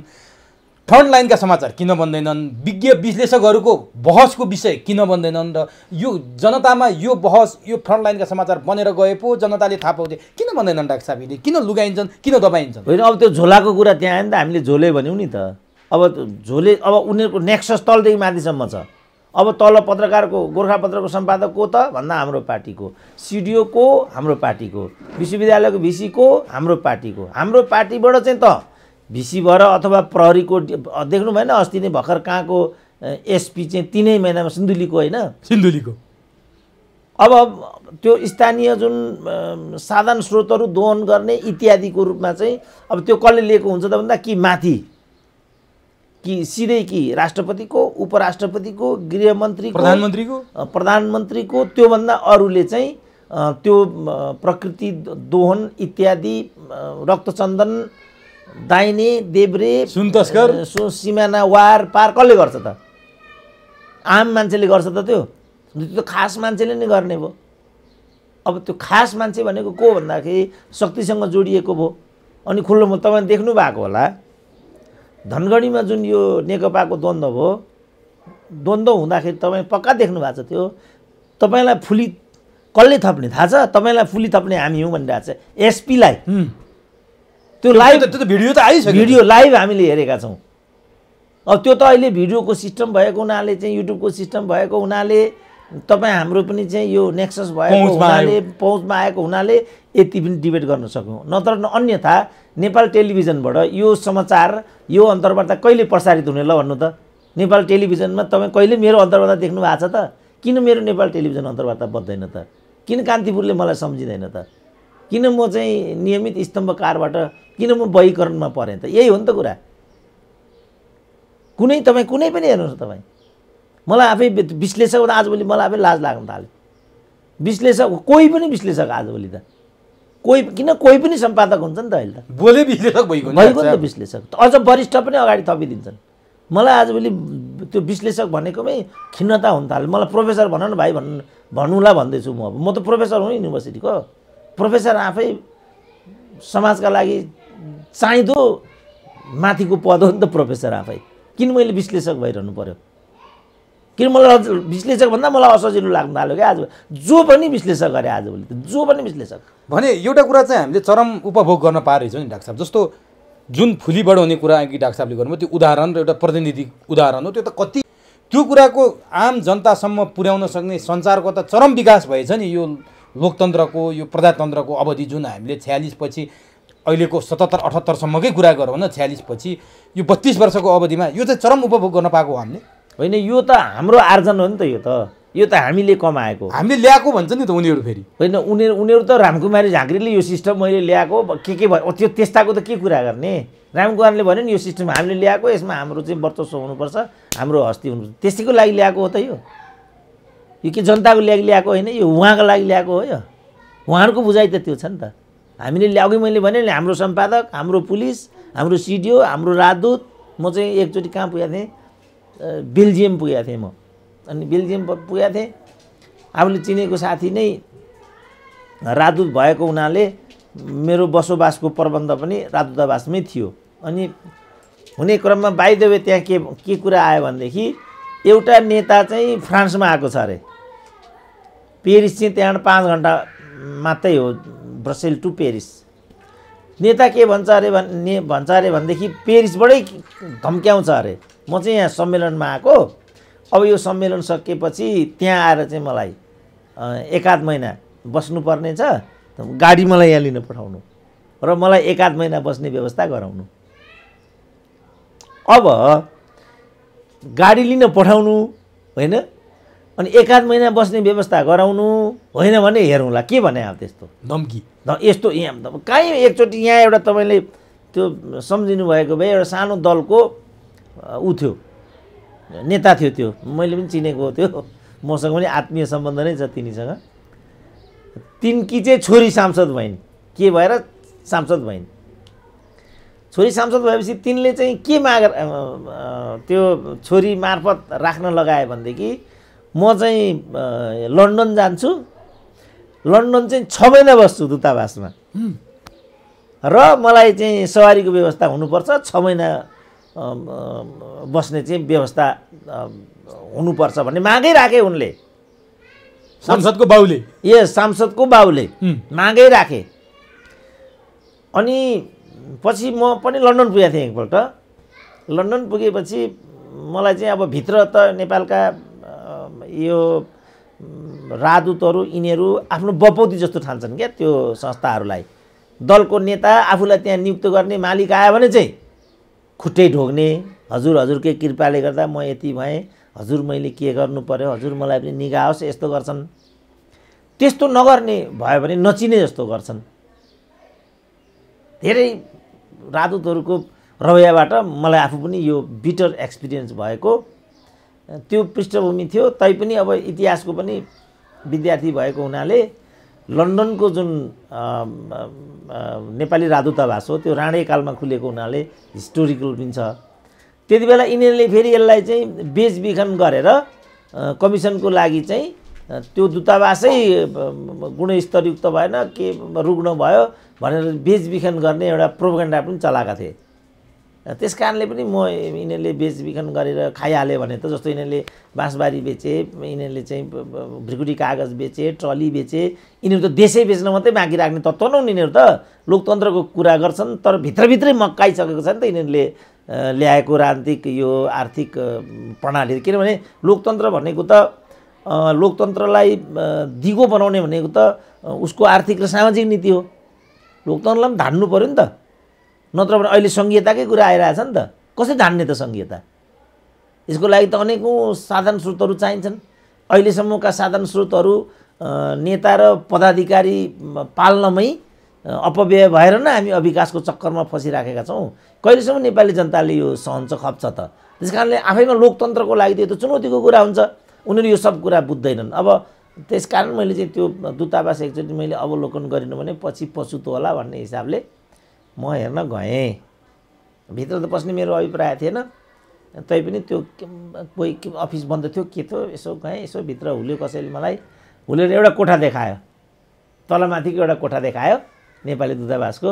डाक्टर साहब यो त्यही कोठा हो जहाँ चाहिँ श्रुतिको दुला गोरख शमशेर भन्ने 6 महिना सुतेर गएको थियो भन्थे। त्यसरी यिनीहरूले दोहन गरेको के राज्यलाई। भनेपछि त यो त पहिलेदेखि नै रहेछ नि डाक्टर साहब। यो त होइन, लोकतन्त्र पछि श्रुतिको त लोकतन्त्र पछि बिहा भएको हो नि त। त्यति बेर त बरु त्यति बेर नियन्त्रित थियो क्या। किन त्यति बेर त कुनै न कुनै मान्छे चाहिँ त्यो दूतावासमा भने प्रत्यक्ष रोयल्टीसँग जोडिएको मान्छे कुनै न कुनै रूपमा त्यहाँ कर्मचारी केही न केहीको रूपमा त्यहाँ रहेकै हुन्थ्यो क्या। र त्यो रिपोर्टिङ चाहिँ माथिसम्म आउने खतरा पनि हुन्थ्यो। अनेक हिसाबले चाहिँ कर्मचारीहरूलाई चाहिँ एकाउन्टेबल बनाउने त्यो खालको, किनभने त्यति बेर त दोहोरो प्रशासन हुन्थ्यो। राजप्रसादको एउटा अनुगमन हुन्थ्यो, नेपाल सरकारको श्री5को सरकारको अर्को हुन्थ्यो। र त्यसमा चाहिँ उसले हेर्ने, सेनाले पुलिसलाई हेर्ने, पुलिसले नेगुपी हेर्ने, नेगुपीभित्र चाहिँ अनि अर्को माथिको रोयल इन्टेलिजेन्स ब्युरो भन्ने हुन्थ्यो एउटा, त्यसले त्यस्तो हुन्थ्यो नि त। किनभने राजा जिम्मेवार थियो नि त बिचरो। राजा चाहिँ प्रणालीको रूपमा निरङ्कुशताको प्रतीक भए पनि ल एन्ड अर्डरको, राष्ट्रियताको, जनजीविकाको प्रश्नमा त संवेदनशील हुन्थ्यो नि त ऊ। त त्यो उसको त्यो संवेदनशीलताले गर्दाखेरि नेपाली जनताहरू बेनिफिसियरी भएका थिए होइन। त्रिभुवन विश्वविद्यालय म आफै देखिरहेको छु नि त। सानो त्यहाँ एसिस्टेन्ट लेक्चररको पनि कत्रो गरिमा हुन्थ्यो त्यति बेला। प्रोफेसर भन्ने कुरा त तपाईँ कल्पनै गर्न सक्नुहुन्न। किनभने त्यसरी टिको लाएर कोही पनि प्रोफेसर हुँदैन थियो त्यो बेला। कोही तपाईँ कसैको नाम लिनुहोस् अहिले प्रोफेसर, त्यो डाक्टर बल्लमणि दाहाल भन्नुहोस्, डाक्टर वासुदेव त्रिपाठी भन्नुहोस्, श्रीधर लोहनी भन्नुहोस्, कमल प्रकाश मल्ल भन्नुहोस्, हितनारायण झा भन्नुहोस्, रामनिवास पाण्डे भन्नुहोस्, डाक्टर त्रिरत्न मानन्दर भन्नुहोस्, तुलसीराम कोही भन्नु नि तपाईँ। तपाईँ भूगोलको भन्नु मङ्गलसिद्धि माधव पिताम्बर शर्मा भन्नुहोस्, टिपी चौधरी इकोनोमिक्सको भन्नुहोस्, एकजना के शर्मा के शर्मा, प्रोफेसर शर्मा भन्ने थिए। विज्ञताको आधारमा, एक्सपर्टिजको आधारमा र क्षमताको आधारमा आउँथ्यो होइन डाक्टर साहब। अहिले चाहिँ त्यो सबै ह्रास भएको हो। अहिले चाहिँ तपाईँ पार्टीको भएपछि सिद्धियो, जो आए पनि पार्टीको हुनु पर्यो। तपाईँ पार्टीको हुने बित्तिकै उनीहरूले अनेक त्यहाँ संयन्त्र खडा गर्छन् र मूल्याङ्कनको विधि बदलेर भए पनि, परिपाटी बदलेर भए पनि उनीहरू त्यो मान्छेलाई टिको लगाइदिन्छ। त्यो सबै यो नियुक्तिका हिसाबले, विज्ञताको छनौटको हिसाबले त हिजोकै व्यवस्था अत्यन्तै उपयुक्त रहेछ नि त डाक्टर साहब, होइन त? होइन, अब मैले भने नि प्रणाली निरङ्कुश भए तापनि परिपाटी चाहिँ त्यो लोकतान्त्रिक पनि थियो, र त्यो चाहिँ गुणवत्ता पनि थियो त्यो। त्यसो भए अहिले पद्धति खराब हो कि प्रवृत्ति खराब हो कि प्रविधि खराब हो त डाक्टर साहब? अहिलेको त होइन, तीनटा छ नि। त्यत्रो तीनटै भन्नु पर्दैन, त्यो तीनटा गहिरो हुन्छ, श्रोताहरूको लागि पनि झन्झटिलो हुन्छ। अहिले एउटै मान्छे समस्या हो, त्यो यो देशको नेता हो, एकजना व्यक्ति, no others, no but, no if, single man is responsible for this, that is the leader of this system. त्यो भन्नाले गभर्मेन्टमा आउनुभयो भने प्राइम मिनिस्टर, वान म्यान, पार्टीमा जानुभयो भने chairman of the party, again one man, एडमिनिस्ट्रेसनमा आउनुभयो भने chief secretary, again one man, विभागमा जानुभयो भने एमडी, एगेन वान म्यान। अब नगरपालिकामा जानुभयो भनेदेखि मेयर, एगेन वान म्यान, प्रहरीमा आउनुभयो भने आइजी, एगेन वान म्यान, मिलिट्रीमा जानुभयो भने commander in chief, again one man, अड्डामा जानुभयो भने चिफ अफ द अड्डा, एगेन वान म्यान, युनिभर्सिटीमा जानुभयो भने vice chancellor, again one man, no others. यही एकजना मान्छे। अब किन यो जम्मैको मालिक को हो? प्रधानमन्त्री हो। यो जम्मैको मालिक त प्रधानमन्त्री हो। ठिक भन्नुभयो तपाईँले। भनेपछि प्रणाली ठिक छ, पात्र खराब भयो। प्रणालीको बारेमा ठिक गलत नभनौँ, प्रणाली ठिक गलतमा डिबेट गर्ने बेला भएको छैन, किनभने यति राम्रो प्रणाली अर्को देखिएको छैन। यो प्रणाली भने त डेमोक्रेटिक सिस्टम न हो, वेस्टमिनिस्टर सिस्टमको डेमोक्रेटिक सिस्टम। त्यसो भए अहिलेको पात्र प्रधानमन्त्रीमा हाम्रो नजर भयो र त्यो डिबेटको विषय भयो भने त्यो कस्तो खालको पात्र ल्याएर राखिदियो भने मानौँ वीरेन्द्र राजालाई सम्झ्यौँ एकपटक, महेन्द्रलाई सम्झ्यौँ, तिनीहरूको निकै चर्चा परिचर्चा हुन्छ। त्यो पात्र त्यो जहाँको पद प्रमुख पद छ नि, प्रधानमन्त्री अथवा जे होला कार्यकारी पद, त्यस्तो ठाउँमा ती व्यक्तिहरू हुन्थे भने अहिले हामीले खोजा जस्तो सिस्टममा जान्थ्यो, हामीले खोजा जस्तो पद्धतिमा जान्थ्यो। अब यो सिस्टमले चाहिँ तपाईँले भन्नुभएको मान्छे चाहिँ कस्तो अपेक्षा गरेको छ त्यहाँबाट हेरौँ। यो मान्छे चाहिँ कस्तो हुनुपर्छ? एजुकेटेड हुनुपर्छ, एकाउन्टेबल हुनुपर्छ, सेन्सिटिभ हुनुहुन्छ, मेरिटोक्रेट हुनुपर्छ। यो मान्छे चाहिँ यो सिस्टम चलाउन त्यस्तो मान्छे चाहिन्छ। अब कहाँबाट खोजौँ त डाक्टर साहब? छिमेकबाट किनेर ल्याउन पनि मिल्दैन, यहीँको भूमिबाट आउनुपर्ने। धेरै आश गरेका मान्छेहरूले पनि निराशा दिइसके हामीलाई। आशा त युवा पुस्तामा पनि थियो नि, दोस्रो पुस्ताले गर्छ भन्ने थियो नि, तिनीहरूको पनि लालाक लुलुक भएको लत्रेको अवस्था देखिहाल्यो। अब को छ त यहाँ? कोबाट हामीले डाक्टर साहबले भने जस्तो इमरान खान कहाँबाट ल्याउने त? होइन, अब यो त मान्छेले भन्न थाले नि, जस्तो मेलम्चीको बारेमा यसको पहिलो अवधारणा राजा वीरेन्द्रबाट आयो होइन। पछिल्लो कालमा चाहिँ यो कृष्णप्रसाद भट्टराईले गोअन भन्थे र यो अन्तरालमा चाहिँ एउटा जोकको पात्रको रूपमा कृष्णप्रसाद भट्टराईलाई चित्रित गरियो। तर मेलम्ची त आयो नि, आगे आएन। एउटा केपी भट्टराईले त्यो गरेका थिए, अर्को केपी ओलीले ल्याए भनेर भनिरहेछन्। होइन, त्यो छोडिदिउँ। अब यो त फेरि अर्को विषयवस्तु चाहिँ अब यो केपीले ल्याएका हुन् कि यो प्रक्रिया चाहिँ सफल केहीको भनाइ के थियो भने माओवादी हुँदासम्म बिना मगरले रोक्यो मेलम्ची आउँदैन भन्थे। अब केहीको अहिलेको स्यालोको यहाँ के छ भने बिनै मगरको कारणले यो आएको भन्ने छ। यो त डिबेटको विषय भयो, यो छोडिदिउँ हो कि। अब यसमा खालि के भने, अब भनेपछि यो यति लामो अन्तरालमा चाहिँ एउटा वीरेन्द्र एउटा कृष्णप्रसाद भट्टराई त त्यहाँ रहेछन् नि त। अब अहिले यहाँ पनि त्यस्ता मानिसहरू किनारामा छन् कि? मैले ती मानिसहरूलाई चाहिँ केन्द्र भागमा ल्याउन जस्तो मैले भनौँ न, अब तिमीलाई महिला नै चाहियो भने अष्टलक्ष्मी शाक्य थिइन्, किन निषेध गर्यौ? होइन, निषेध गर्यो, जानीबुझी निषेध गर्यो। जस्तो यो प्रदेश प्रमुखहरूमा चाहिँ कस्तो मान्छे जानुपर्ने, यिनीहरूले पुरै प्रणाली बिगारे नि त। तिमीलाई जनजाति नै चाहियो भन्दै जस्तो भनौँ, अब प्रदेश 1 मा चाहिँ जनजातिबाट चाहिँ प्रदेश प्रमुख बनाउनु पर्यो भने बैरागी काइँला थिए नि त। त्यस्ता मान्छेले चाहिँ प्रदेश प्रमुख भएर जाने हो क्या। कोही अलिकति राष्ट्रिय रूपमा स्थापित भइसकेको व्यक्ति, किनभने प्रदेश प्रमुख भनेको त लोकलको राष्ट्रपति हो नि।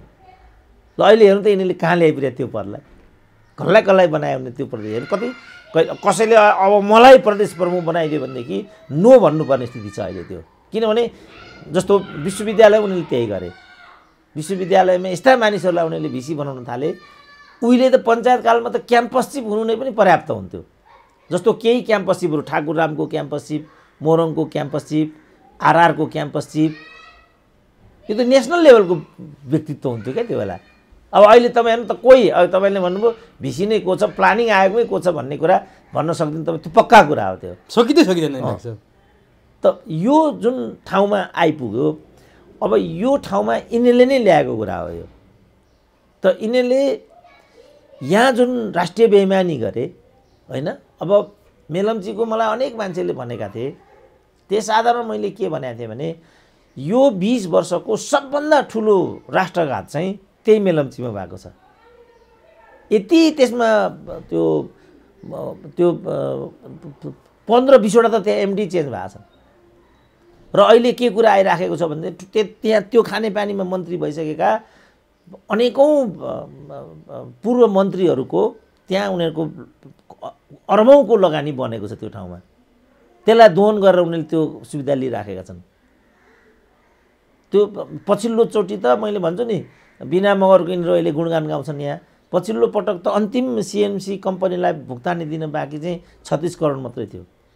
त्यो 36 करोड भुक्तानी गरिदिएको भएदेखि मेलम्ची 5 वर्ष अगाडि त्यति बेला 5% पनि काम हुन बाँकी थिएन।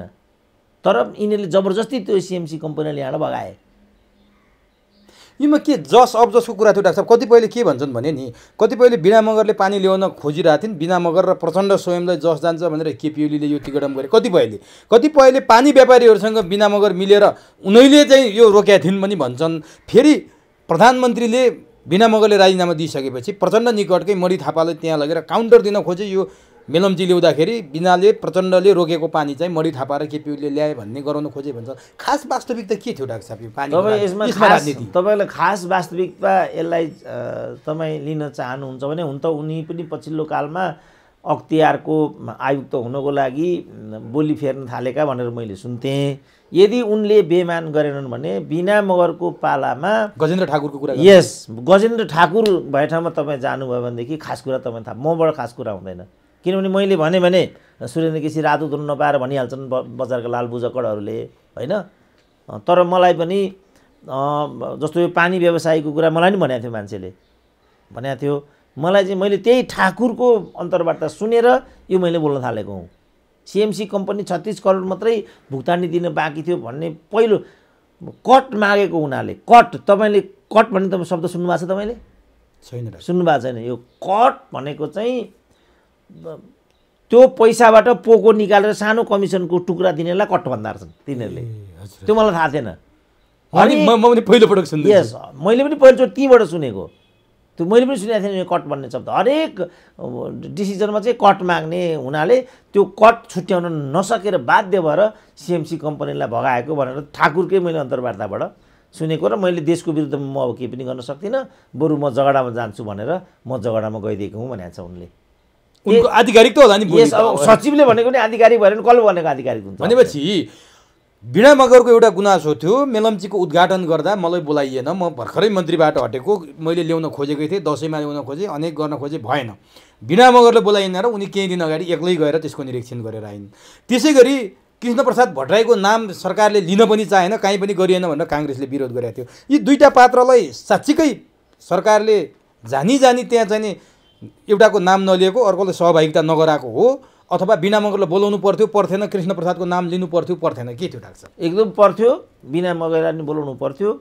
तर जैसा कर्म गरेका वैसा फल दिएका भगवान्। म भन्छु नि मैले 37 वर्ष त्रिभुवन विश्वविद्यालयमा पढाएँ, 37 इयर्स। त्यो विश्वविद्यालयले मलाई एउटा सेमिनारमा, एउटा ट्रेनिङमा, एउटा पनि अपर्च्युनिटीमा सम्झेन भने अनि बिना मगरलाई कसले सम्झिन्छ?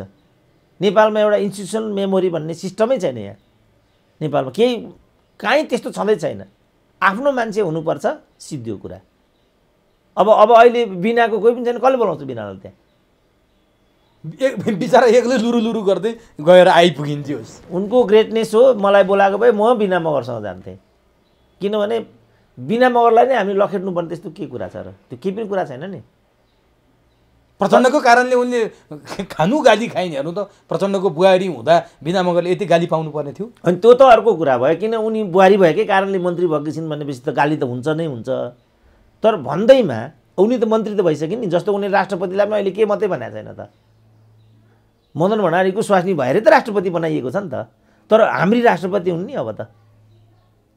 अब मदन भण्डारीको स्वास्नी हुनु र राष्ट्रपति हुनु त एकअर्कामा अन्योन्याश्रित भए पनि अब त उनले त स्वास्नीको रूपमा होइन कि राष्ट्रपतिको रूपमा मर्यादा पाउनुपर्ने हुन्छ नि त। तर त्यहाँ पनि उनीहरूले साडी तान्ने कुरा गरे। यस्ता अशिष्ट भएका ठाउँमा त तपाईँ अपेक्षै नगर्नुहोस्। अब बिनाको कुरा पनि त्यही छ। मैले भनिहालेँ नि यो कुरा बिना त्यहाँ त्यो अनुगमन गर्न इत्यादि गएको भन्ने मलाई कसैले सूचना गरेको भए म पछि पछि लागेर जान्थेँ। अब नि डाक्टर साहब, अब यो हामीले हिजोको निरङ्कुश भने जे भने हिजोको अब राज संस्थाको अब एउटा परिवारकै आधारमा विरासत पाउनुपर्ने, एउटा परिवारमा जन्मेकै आधारमा त्यो विरासत पाउनुपर्ने स्थितिबाट आजको लोकतन्त्र गणतन्त्रमा आइसकेको बिचको अलिकति थोरै तुलनात्मक छलफल गऱ्यो। अहिलेको छलफल गर्दाखेरि झन्डै 2/3 निकट कम्युनिस्टहरूले मत पाए, सरकार पनि चलाए, 3 वर्षभन्दा बढी चलाउन पनि सकेनन्। प्रधानमन्त्री केपी शर्मा ओलीले समृद्धि सुखी नेपालीको जो नारा ल्याएर आएका थिए, म गर्छु पनि भनेको थिएँ, जनताले आशा पनि गरेका थिए, त्यो त कहीँ कतै हुने सम्भावना देखेन। अबको 2 वर्षमा हुने सम्भावना त छैन। अब यसलाई अलिकति बहस गर्दा, अलिकति छलफल गर्दा साँच्चीकै पार्टीभित्रको अन्तर्कलहले मात्रै ओलीले यसलाई लक्ष्यमा पुर्याउन नसकेका हुन्, अथवा सङ्केत केही देखिन नसकेको हो, अथवा केपी ओलीको गफ मात्रै भयो, जनता भुलाउने एउटा ललिपप मात्रै भएर यस्तो भएको। खास के त तादम्यता नमिलेर यो अवस्था आएको हो डाक्टर? अब बेनिफिट अफ डाउट चाहिँ केपी ओलीलाई गयो, पार्टीले नै काम गर्न दिएन, अस्थिरता भयो। फेरि पार्टीले नै पार्टीभित्रकै मानिसहरूले सरकारलाई खुल्याउनमा एक प्रकारले नेतृत्वदायी भूमिका हाउसदेखि सर्वत्र खेलेको त अब त्यो जम्मैले नो भनेर नहुने कुरा छैन, किन त्यो सत्य भइसक्यो। अब किनभने हाउसमा चाहिँ केपी ओली सरकारको सबैभन्दा ठुलो प्रतिरोध कसैले गरेको थियो भने त्यो त्यही पार्टीभित्रका सांसदहरूले गरेका थिए। शेरबहादुरले त त्यस्तो प्रखर विरोध गरेको हामीले कहिले पनि सुनेनौँ। अरूले पनि हाम्रो प्रदीप गिरी भनौँ, मिनेन्द्र रिजाल भनौँ, अब मिनेन्द्र रिजालले चुचो नक्सा प्रकरणमा भारतीय मिडियासँग चाहिँ अन्तर्वार्ता गरेको प्रत्यक्ष तपाईँले पनि सुन्नुभयो होला। ओलीको पक्षमा उभिएर भारतीय मिडियासँग जुधे ल हेर्नुहोस्। तर यिनीहरूले चाहिँ कहिल्यै पनि केपी ओलीलाई त्यो तरिकाले रक्षा गरेको हामीले सुनेनौँ। मैले चाहिँ यो प्रदीप गिरीको, मिनेन्द्र रिजालको लाइनबाट नै त्यो लाइनलाई समातु भनेर त होइन, तर सत्य त त्यही थियो नि त। त्यो कुरालाई मैले चाहिँ दिस वे द्याट वे उभ्याउन खोज्दा महिलै केपी ओलीको दलाल भन्दै यिनीहरूले त यो हदमा उनीहरू चाहिँ केपी ओली सरकारको विरुद्धमा दिस वे द्याट वे उभिन्थे। यसको असर त यहाँ परेकै थियो। पछिल्लो प्रकरणलाई हेर्ने हो भने 1 वर्ष चाहिँ नित्य लकडाउन यताको 1 वर्ष, किनभने चैत्र 11 गते गत वर्षबाट लकडाउन सुरु भएको थियो। आज हामी 16 मा जाँदैछौँ। 1 वर्ष 5 दिन भयो भने 1 वर्ष 5 दिन अहिले भयो। र यो 1 वर्ष भनौँ न 11लाई मानौँ अथवा त्योभन्दा उतालाई मानौँ, यो 1 वर्ष चाहिँ कम्प्लिटली उनीहरूले आन्तरिक पार्टी द्वन्द्वमा बिताएको त्यो हामीले होइन भने पनि त्यही सत्य हो। त 1 वर्ष यो भइहाल्यो। अब रह्यो त अर्को 1 वर्ष, अनि त्यो अर्को 1 वर्षको पनि ठुलो प्रतिरोध आफ्नै सांसदहरूले गरेको कुरा अघि पनि हामीले उल्लेख गऱ्यौँ। त भनेपछि सरकारले साँच्चै दत्तचित्त भई काममा आफूलाई समर्पित गर्ने त क्षणै पाएको छैन नि उसले। यो कुरा त सत्य हो। तर यो चाहिँ शङ्काको लाभ मात्रै हो। किनभने मैले सुरुमै के भनेको थिएँ, यो सरकार निर्वाचित भएर आउने बित्तिकै मैले त्यही बेला के भनेको थिएँ भने तपाईँहरूले केपी ओलीबाट केही पनि कुराको आशा गर्यो भनेदेखि त्यो मूर्खता हुनेवाला छ र केपी ओलीसँग विकास निर्माणको कुनै मिसन भिजन छैन र केही पनि हुँदैन। त्यति बेला मलाई कुटुला जस्तो गर्थे। यति मुख छोडे। सबैभन्दा ठुलो मलाई यो सोसियल मिडिया प्रयोगकर्ताहरूले गाली गरेको देखेको त्यही बेला हो। यिनीहरू यति, किनभने अहिले पनि यिनीहरू एकदम दया लाग्दो टिठलाग्दो गरी तुच्छ शब्द होइन, जाँडदेखि चिनी पानीसम्म जम्मै भन्छन् नि त। सोसियल मिडियामा त्यस्तो किसिमको बोल्नु भनेको त मुख छोड्ने होइन, मुख छोड्ने सामान्य, मुख छोड्ने भने त सामान्य, त्यो त देखिएकै छ। त्यो मैले यो भनेपछि चाहिँ त्यही बेला यिनीहरूले मलाई यति त्यो सम्झिँदा म छक्क पर्छु। तर यो 3 वर्षले के देखायो भने मेरो जजमेन्टमा काहीँ केही एउटा 1 अक्षर पनि फरक छैन। किनभने मेलम्ची प्रक्रिया अन्तर्गतको म भन्न ठान्छु। धरारा उठ्यो भन्छन् केपी ओली। अब धरारा र यो रानी पोखरी होइन, धरारा र रानी पोखरी यदि प्रधानमन्त्री उदासीन भइदिएको भए बन्ने थिएन, यो कुरा सत्य हो।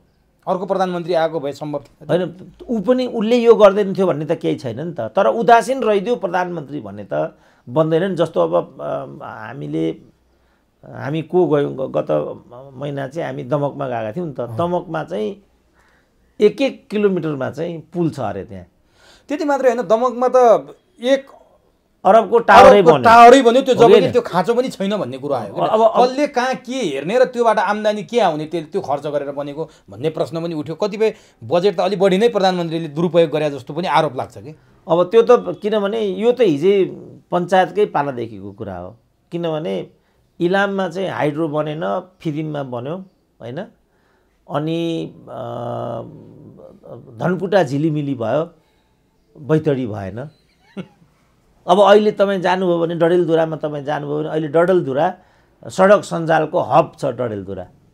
देउबाको नामै एकजना विश्लेषकले ल्याएको थिए, सुदूरपश्चिमसँग जोड्ने 22वटा पुल त देउबाले बनाएका भनेर भन्दै थिए। अब के गर्ने, त्यस्तो त हुन्छ। अब अहिले तपाईँ केपी ओलीको मात्रै खुल्याउनुको त केही अर्थ हुँदैन यहाँ त। किनभने व्यक्ति त गोर्खामा चाहिँ सबभन्दा ठुलो रकमान्तर बाबुरामका पालामा भएको भन्ने छ र त्यो रकमान्तरबाट सबभन्दा ठुलो बजेट कहीँ गयो भने त्यो गोर्खामा गयो। स्वाभाविक रूपमा लिनु पर्यो। अब डाक्टर साहबले बाबुरामको नाम लिइरहँदा झ्याप्प अहिले एउटा विषय पनि आएको छ। अहिले भर्खरै अदालतको एउटा निर्णय, तपाईँ र म कुरा गर्दा एउटा फैसला आएको छ।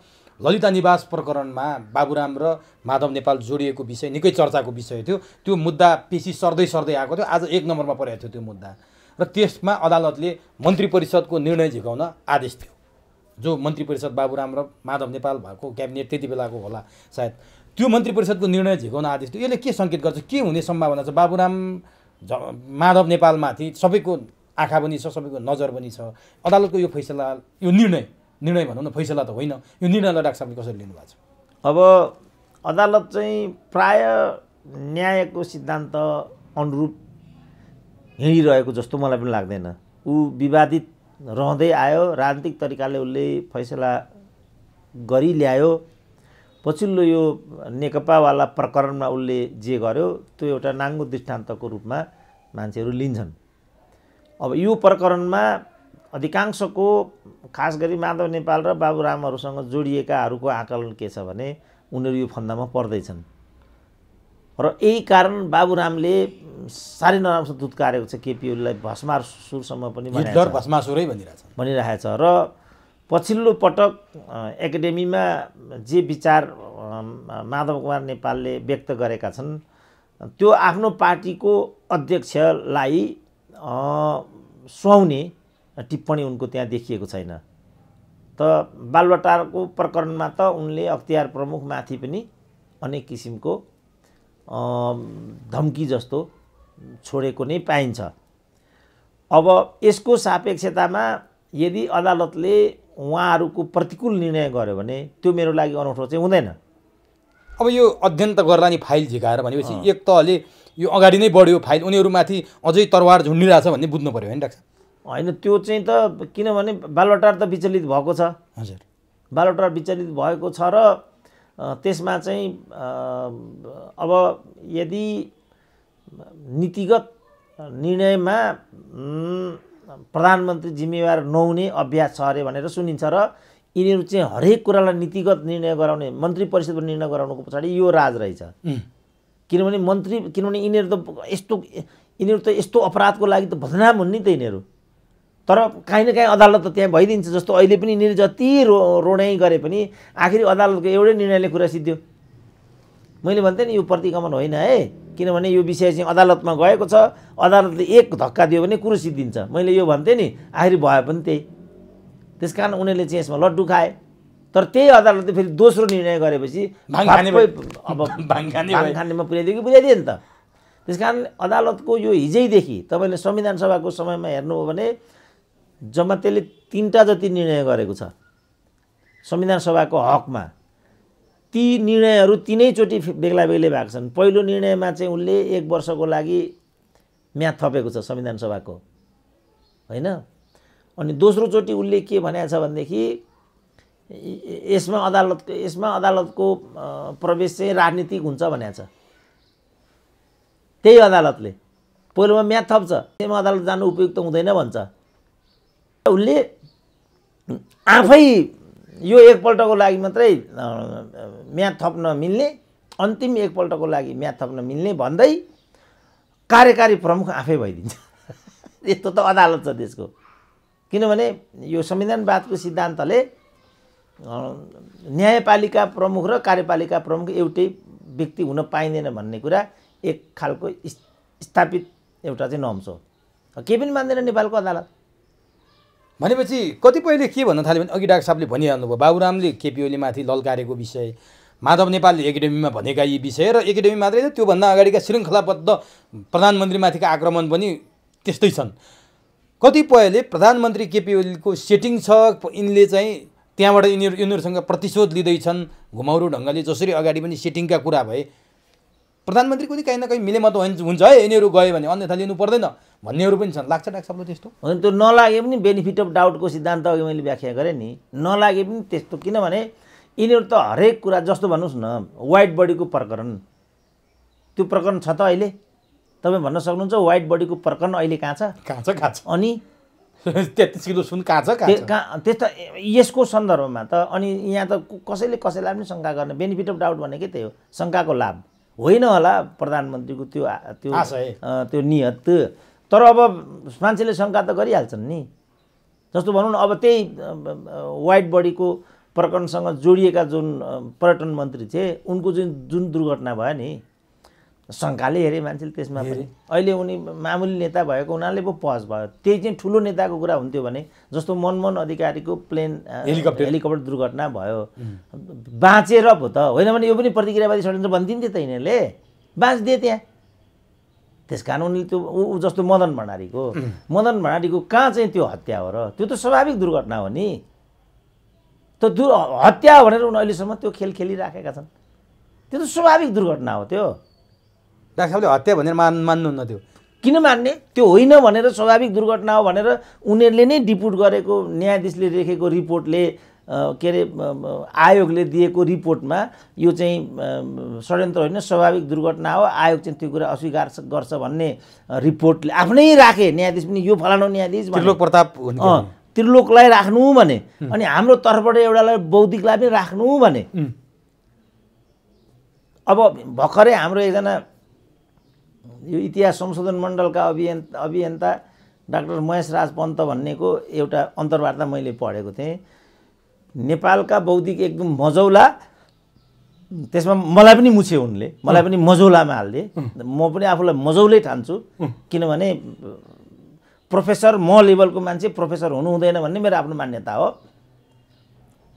त्यसकारण म आफूलाई मजौलै मान्छु। तर उनले मलाई पनि मुछेर त्यहाँ के गरे भनेदेखि नेपालका बौद्धिकहरू चाहिँ यो मसी वृत्तिका मात्रै छन्, काम चलाउ मात्रै हुन्, यिनीहरू केही पनि छैनन्।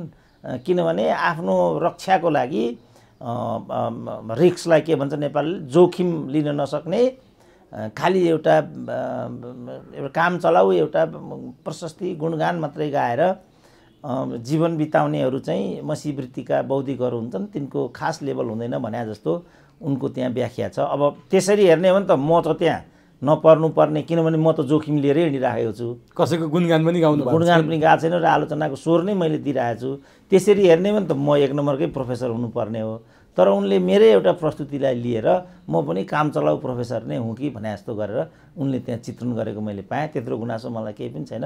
उनले सम्भव भयो भने मेरो जो पछिल्लो प्रस्तुति हो नेपाल प्रज्ञा प्रतिष्ठानको, त्यो कसरी फितलो भयो, यो तरिकाले फितलो भयो भनेर सविस्तार चाहिँ व्याख्या गरेर लिएर आइदिए भने मलाई बढी प्रसन्नता हुन्थ्यो। तर मलाई त्यत्रो खेद छैन।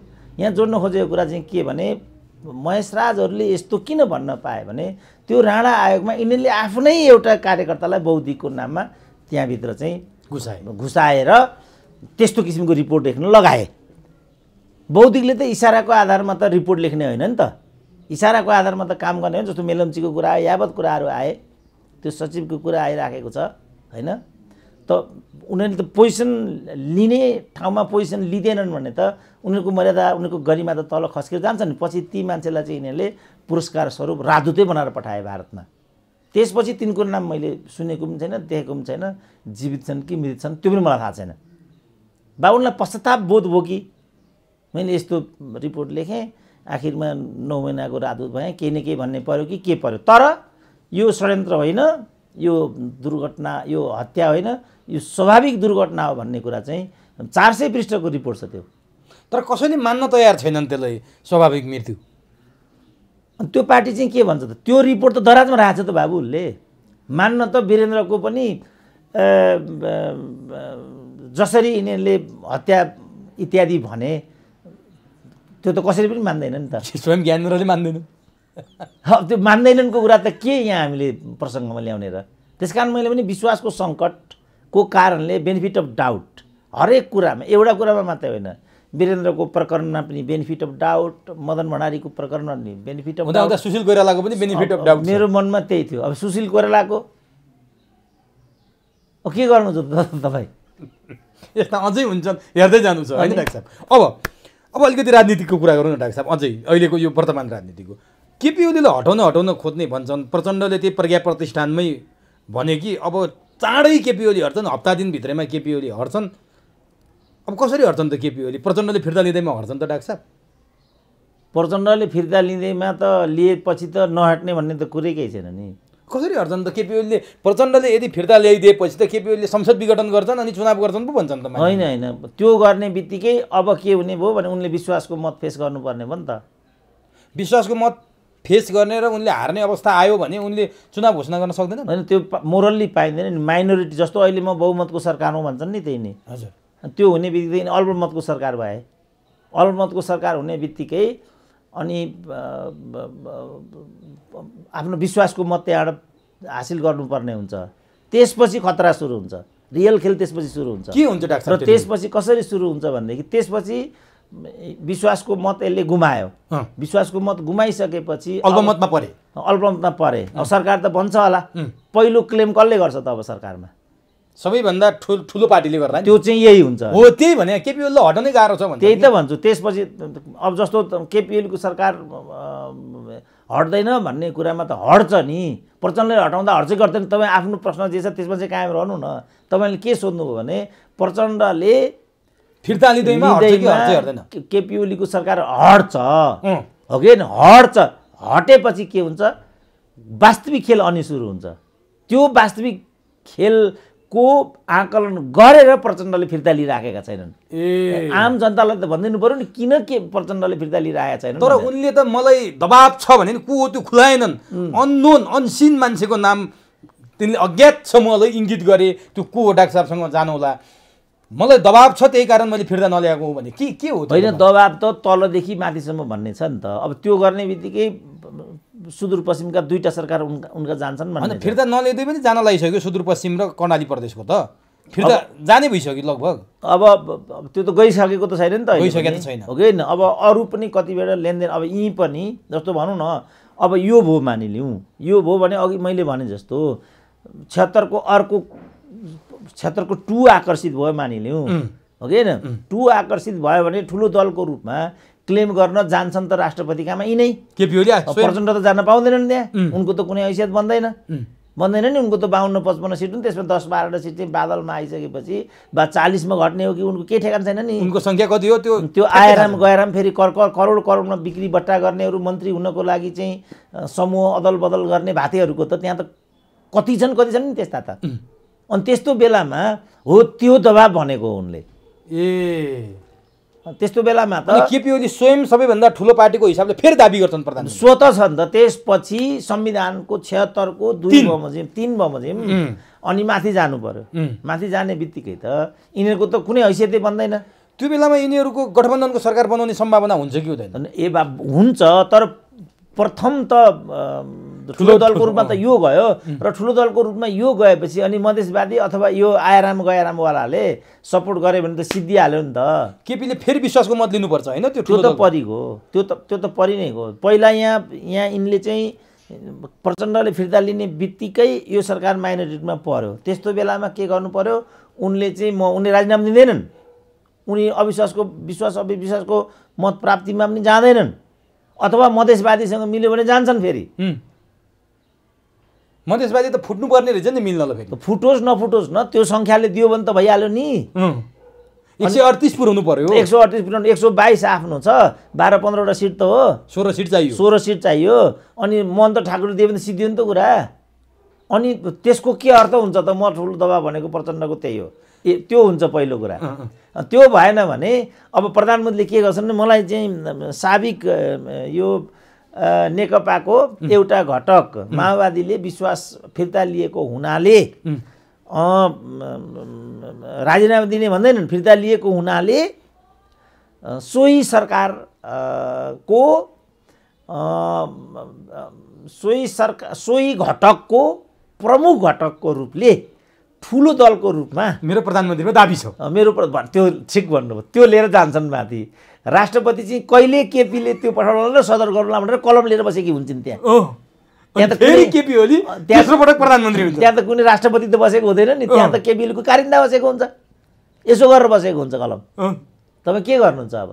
अब तेस्रो पटक केपी ओली प्रधानमन्त्री होइन त? अरू के हुन्छ? अरू यहाँ यही संसदमा केपी ओली तेस्रो पटक प्रधानमन्त्री। अरू त्यसपछि भएन भने पनि त्यसपछि जे आउला त्यसले मध्यावधि ठोकिदेला। तपाईँ के गर्नुहुन्छ अब नि डाक्टर साहब? त्यसो हो भने अब प्रचण्डलाई यस्तो छटपटी छ, यस्तो हैरानी छ, शेरबहादुर मस्त निन्द्रामा छन्, न बोल्छन् न केही छ। सबैका आँखा देउबातिर छन्, देउबाको आँखा माओवादी र जसपातिर छन्। के भएको देउबालाई यस्तो? देउबाले ठिक निर्णय लिएका छन् अथवा के गरे? एकदम ठिक, देउबाको एकदम ठिक छ। यही डाक्टर साहबले जति व्याख्या विश्लेषण गर्नु भने यो कुरा देउबाले बुझेर गरे हो यो सबै होइन। देउबाको अर्को छ। देउबालाई म अभिनन्दन गर्छु, उनको एकदम राम्रो भूमिका छ। किनभने यिनीहरूलाई दण्डित गर्नुपर्ने छ। यो 2/3 मास्नेलाई त यति धपेटा दिनुपर्ने छ। अहिलेलाई हाम्रो यो आकाङ्क्षा शेरबहादुरले पुरा गरिराखेका छन्। शेरबहादुरलाई के थाहा छ भनेदेखि यो अल्पकालको लागि सरकारको प्रधानमन्त्रीत्व लियो भने फेरि जसभागी भइन्छ र आफूलाई आइपुग्छ र निर्वाचनमा चाहिँ यसको भने जस्तो परिणाम आफ्नोपट्टि जाँदैन भनेर उनी क्यालकुलेटिभ उनी यहाँ उभिराखेका छन्। र उनी के देखाउन चाहन्छन् भने वामपन्थीहरूको घर झगडाले गर्दाखेरि राजनीति अस्तव्यस्त, लोकतन्त्र अप्ठ्यारोमा पर्यो, बाध्य भयो नेपाली काङ्ग्रेस, त्यसकारण यो सरकारको नेतृत्व गर्दैछ भन्ने हदमा उनले यो अवधिको लागि पनि नेतृत्व गर्न सक्छन्। त्यसको अब्जस यिनै वामपन्थीलाई जान्छ। पहिले जस्तो झ्वाम्मै हाम फाल्नेवाला छैन, किन जानै पर्दैन उन त्यसरी। किनभने यो त चरणमा भनिसके त शेरबहादुर कहाँ गएर त डेली हजुरले जसरी पनि भइबक्सिनु पर्यो त भनिसके त यिनीहरूले। हो त म विचार गरौँला केटा हो भने उनले आइहाल्यो, केटा हो यिनीहरूलाई एक कप चिया खुवाएर पठाओ, केटाहरू आएछन्, राम्रो जाँड खान्छन् कि के खान्छन्, म त यता लागेँ भनेर भित्र गइसके शेरबहादुर त। उनको त त्यो छ फेरि हिसाब किताब। पहिलाबाट हेरेका छन्, गएर ल केटाहरूलाई चिया गर्नु, के खान्छ केटाहरू, त्यहाँ मासु हेर त केटा हो भन्ने शेरबहादुर भित्र गइदिए त यी किच्च भए, त्यहाँबाट फर्केर आए। त यसरी शेरबहादुर अनुकूल राजनीति गइराखेको छ।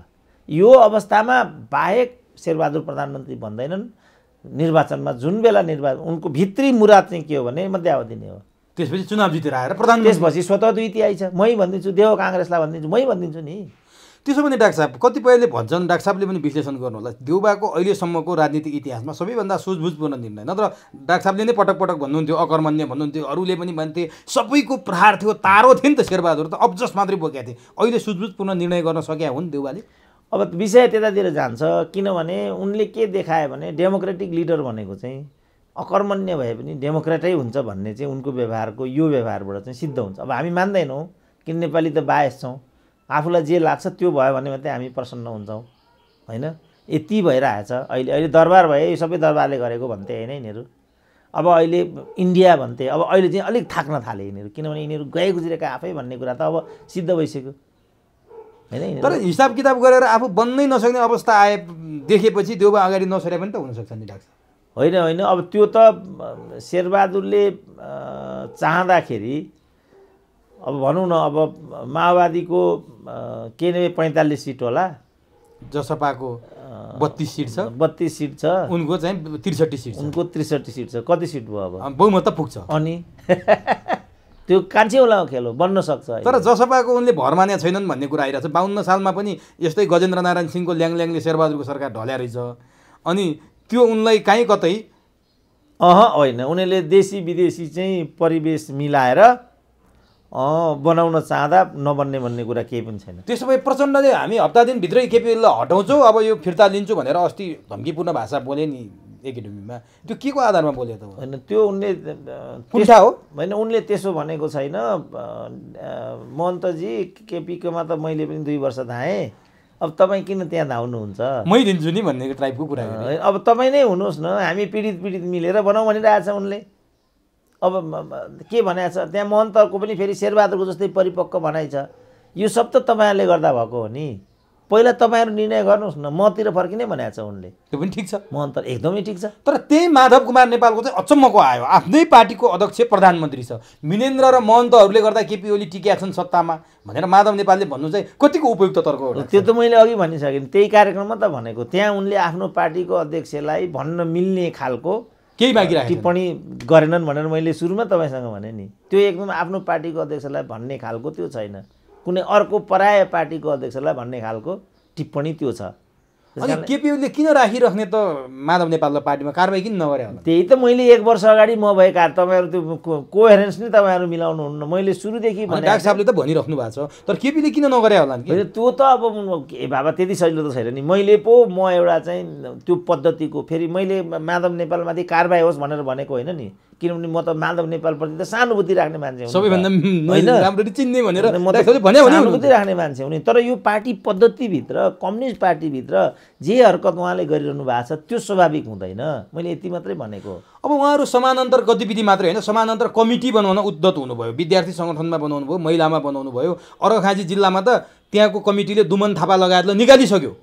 ओली पक्षले माधव नेपालको उसले अर्घाखाँचीमा छुट्टै कमिटी गठन, जिल्ला कमिटी गठन गरेको थियो, त्यहाँबाट पार्टीबाटै निष्कासन गरिदियो। जिल्लाबाट त सुरु भइसक्यो डाक्टर साहब, खोटाङमा पनि यही स्थिति देखिसकेको छ। अब केन्द्रमा यो स्थिति देखिमा अनौठो हुनेवाला छ कि हुनेवाला छैन डाक्टर साहब? त्यसैले मैले भनेको यो नगर, यो लज्जास्पद कुरा हो भन्दै मैले के भनेको भने तिमीहरू बाटो अलग अलग बनाओ, यसरी जग नहसाओ, तिमीहरू अलग अलग बाटो बनाओ र सम्भव हुन्छ भने चाहिँ सहकार्य गर, सबैसँग सहकार्य गर, वाम सहकार्य गर न। माओवादी यो माधव कुमारवादी अर्को एमालेवादी भएर मोर्चा बनाएर पावर सेयरिङ गरेर यसरी नहसाओ भाइ हो, मैले भनेको चाहिँ यो। तर यिनीहरूले के भन्यो भने हँसाउने त अझै हँसलान् जस्तो देखियो क्या डाक्टर साहब। एमाले पनि नछोड्ने अरे, पार्टीभित्र समानान्तर अभ्यास पनि गर्ने, जिल्ला कमिटी पनि गर्ने, तल्लो बुथ कमिटीसँग पनि समानान्तर कमिटी बनाउने, तर एमालेमा बसिरहने यस्तो नै हुन्छ? हुँदैन त, त्यसै पनि एक्सनमा आउँछ नि त केपी। कहिलेसम्म केपी ओलीले यो सहन्छन् त? कुनै बिन्दु त आउँछ होला नि त, अथवा यही फ्लोर क्रसकै कुरा आउला, त्यसले के स्थिति उत्पन्न गर्ला, कहिलेसम्म ल्याङ गरेर यो चलिरहला। अब यता केपी ओलीको पार्टीको वरिष्ठ नेता माधव नेपाल एमालेमै छन्, आज पनि फेरि प्रचण्डसँग कोटेश्वरमा एउटा व्यापारीको घरमा गोप्य भेटघाट गरे। यता धुम्मा राईको चाहिँ नेता, केपी ओलीको पार्टीको नेता, उता प्रचण्डसँग गोप्य भेटघाट, यसको अर्थ चाहिँ के हुन्छ डाक्टर साहब? निरन्तर चलेको छ गोप्य भेट। होइन, यो त ओपन सेक्रेट छ कि अब केपी ओलीको प्रचण्डसँग, के अरे माधव नेपालको केपी ओलीसँग अब सहजीवन सहकार्य सम्भव छैन। उनले आफै पनि स्वीकारेछन्, त्यो उनले आफै पनि स्वीकार गरेको छ। मैले लेख्दा अब अस्ति संसदीय दलको बैठकमा जाँदै पनि गएन। अब त्यसैमा बैठकै लाग्यो भने त्यही अनौठो हुँदैन होइन। अब क्रमशः यिनीहरू चाहिँ एकअर्काबाट छुट्टिन चाहिँ दूरीको बाटो नाप्दैछन् यिनीहरू। अब कहाँ पुगेर उनीहरू विलय हुन्छन्, एउटा बाटो त गयो एक ठाउँमा पुगेपछि त कि चाहिँ गन्तव्यमा पुगेर टुङ्गिन्छ कि चाहिँ अर्को बाटो लिन्छ नि त त्यसले। अब यो बाटोमा उनीहरू लागे, यो बाटोतिर यिनीहरू मुख फर्काइराखेको स्थिति छ। अब उनीहरू कहाँ गएर यो यात्रालाई टुङ्ग्याउँछन् त्यो भन्न सकिँदैन। तर ठाउँमा आउने सम्भावना एकदम न्यून छ है डाक्टर साहब? होइन, त्यो पनि भन्न सकिँदैन। किनभने नि उनीहरूले केसम्म स्वीकारेको र विश्लेषण के हुन थाल्यो भने केपी ओलीसँग सँगै भइयो भने पनि भोलि टिकट बाँड्दा चुनावमा केपी ओलीले माधव नेपालको मान्छेलाई टिकट दिनबाट वञ्चित गराउने, त्यहाँ पनि अप्ठ्यारो पार्ने, महाधिवेशनमै अप्ठ्यारो पार्ने, सधैँभरि माग्नुपर्ने अवस्था हुने भयो। त्यहाँ गएर हस्तक्षेपकारी भूमिकामा त देखिन नसक्ने अवस्थामा पुग्यो नि त अब यिनीहरू त। होइन, अब त्यो यो जुन तपाईँले भन्नुभएको छ यो नियति त केपी ओलीले पनि त विगत 20 वर्ष माधव कुमारको नेतृत्वमा झेलेर आएको कुरा हो नि त। केपी ओलीले त्यसरी बस्नुहुन्छ भने अनि माधव नेपालले चाहिँ त्यसरी बस्नु किन हुँदैन? एक पार्टी पद्धतिमा त नेतै हुनुपर्छ भन्ने कुरा के हो? यो सोचाइ नेपालीहरूको जहिले आफू नेता भइरहनु पर्ने, त्यस्तो त कसरी हुन्छ? एक। दुई, मैले भने केपी ओलीले लामो समय झेलेर त्यहाँसम्म आए, यस्तो लडाइँ हामीले कहिले पनि देखेनौँ। केपी ओलीले यो कुटनीतिक रूपमा नै गरेको होला, तैपनि माधव नेपालको मुनि केपी ओलीले सहकार्य गरेकै यसले देखियो नि त होइन। एक अब यो त्यो सरकारलाई, आफ्नै सरकारलाई, झलनाथको सरकारलाई, फलानु सरकारलाई दुध कार्ने इत्यादि गर्ने धन्दा त केपी ओलीले पनि गरेको छ, त्यो पनि आफ्नो ठाउँमा छँदैछ। त्यसपछि अब नम्बर 3 महाधिवेशनमा फेस पनि त गर्न सकिन्छ नि त। केपी ओलीले फेस गरेर हारे त, झलनाथसँग हारे, सबैलाई थाहा छ माधव नेपाल के अरे त्यो प्रचण्डले हराइदिएको भनेर सबैलाई थाहा छ नि। र त्यो राम्रो होइन नि। अर्काको पार्टीमा पराए मान्छेको हस्तक्षेप र हालिमुहाली। रामकुमारीले भनेकै छ प्रचण्डले मन्त्री प्रधानमन्त्री नबनाएको यो पार्टीमा कोही के भने हो त्यस्तो त? कसरी गौरव गर्ने त्यस्तो चिजमा? मेरो घरमा आएर कुनै एउटा चाहिँ नाचिराखेको छ, त्यसमा मैले गौरव गर्ने? यो कसरी हुनसक्छ यो कुरा? त यस्ता प्रवृत्तिको एउटा आकलन गर्ने हो भने त यो त किनारा लाग्नु जरुरी छ नि त। एकदम ठिक कुरो डाक्टर साहब। तर अघि डाक्टर साहबले भन्नुभयो केपी ओली पनि झेलेर आएका हुन् भनेर। तर माधव नेपाल, झलनाथ खनालको समयमा गुटलाई उनीहरूले निषेध गरेका थिएनन्। केपी ओलीको आफ्नै गुट मौलौदिएको थियो। मदन भण्डारी फाउन्डेसनको नाममा केपी ओलीले गुट चलाएको सर्वविदित थियो। तर अब केपी ओलीले गुटले त सम्बोधन नगर्ने भने नि, व्यक्तिगत रूपमा कोही आउँछ भने आऊ, गुट बनाएर सामूहिक रूपमा मैले कसैको सम्बोधन सुन्दैन भनिसकेपछि त यिनीहरूलाई झन् अप्ठ्यारोमा पार्दैन नि। होइन होइन, त्यो त बाबा त्यो त झन् अप्ठ्यारोमा सजिलो भन्ने कुरा होइन। पार्टीभित्र त्यो चल्दैन नि, त्यो गलत हो नि त। त्यो त्यही भएर यिनीहरूलाई त मरे तुल्दो भइसक्यो नि त। अब त त्यो त उनीहरूलाई लागिराखेको छैन। मुख छोपेर उनीहरू बैठकमा सहभागी भइराखेका छन् भने तपाईँ हामीलाई मरे तुल्य भएर भयो। उनीहरू जिउँदै छन्, ठान्छन् आफूलाई। भनेपछि अब निकास के हो त डाक्टर साहब? एमाले भित्रको जुन उकुस मुख, त्यो त मैले भनिसकेँ, आफ्नो बाटो लाग्यो भाइ। किनभने यो गरेर हुँदैन। अब म आफ्नो बाटो लाग्यो, मोर्चा बनाएर। अब म अन्तिममा छु डाक्टर साहब। एउटा सामाजिक विषय जस्तो नि छ, धुर्मुस सुन्तलीको रङ्गशाला निकै विवादमा तानियो। 300 करोडको प्रोजेक्ट हो त्यो। त्यहाँ डाक्टर साहब जानु पनि भएको छ, हेर्नु पनि भएको छ। पछिल्लो समयमा धुर्मुस सुन्तली रुँदै मेची महाकाली अभियान गरे चन्दा उठाउने भनेर। चन्दा गैर कानुनी भयो, त्यहाँको कृषि क्याम्पसको जग्गा जमिन हडपे भनेर एक थरीले विरोध गरेर हिजो सबैको समर्थन थियो, आज आधा आधा विरोध र समर्थनको पक्षमा छन्। डाक्टर साहब के भन्नुहुन्छ यसमा? अब बोल्ने उचित मान्नुहुन्छ मान्नुहुन्न? मैले यो प्रश्न सोधिहालेँ डाक्टर साहब। अब बोल्नु चाहिँ म यसमा उचित चाहिँ मान्दिनँ। किनभने यस भन्यो भने एउटा, नो भन्यो भने अर्को मनोवृत्ति छ। त्यही भएर मैले डाक्टर साहबले उचित मान्नुहुन्छ मान्नुहुन्न, हामीसँग त्यो चाहिँ छ। तर तपाईँले सोधिहाल्नु भएको सन्दर्भमा मलाई के भन्नु उपयुक्त लाग्छ भने, धुर्मुसलाई नो भन्नु छ भने पनि अब ढिलो भयो क्या। जस्तो म एमसिसीको हकमा भन्छु नि, एमसिसी नो भन्नुहुन्छ भने पनि अब ढिलो हो। तर धुर्मुसले त्यत्रो 300 करोडको कुरा छ डाक्टर साहब। मेची महाकाली गरेर पनि कति पैसा उठ्ला र कतिपयले विदेशबाट पठाएको पैसा घाँस काटेर दिनुपर्ने छ पैसा उठाउँदाखेरि। त्यत्रो जिम्मा ल्याएछन्, ठुलै कामको जिम्मा ल्याउन्, त्यो कसरी सम्भव होला त डाक्टर साहब? घाँस काटेर दिनुपर्छ भने घाँस काटेर नदिनु सिद्धो। अब के गर्छ त धुर्मुस? अब त्यो उनको कुरा भयो नि। जस्तो मसँग माग्न आयो भने म दिन्न, तपाईँसँग माग्न आयो भने तपाईँ दिनुहुन्छ। अब म पनि दिन्न डाक्टर साहब। अब कुनै अर्कोले दिन्छ भने अब हामी के गर्न सक्छौँ त?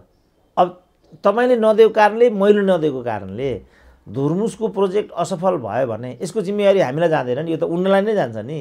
अब अहिले त के भयो भने केही गरी धुर्मुसलाई यो बनाउन नदिने, अनि त्यहाँ लगेर भुइँसी बाँध्ने कुरा गर्छन् साथीहरू। अब भनेपछि त धुर्मुसले त के भन्न पाउने भयो भनेदेखि मेरो विचार त थियो यिनीहरूले बनाउनै दिएनन् भन्न जस्तो अरुण 3 को कुरा छ नि त।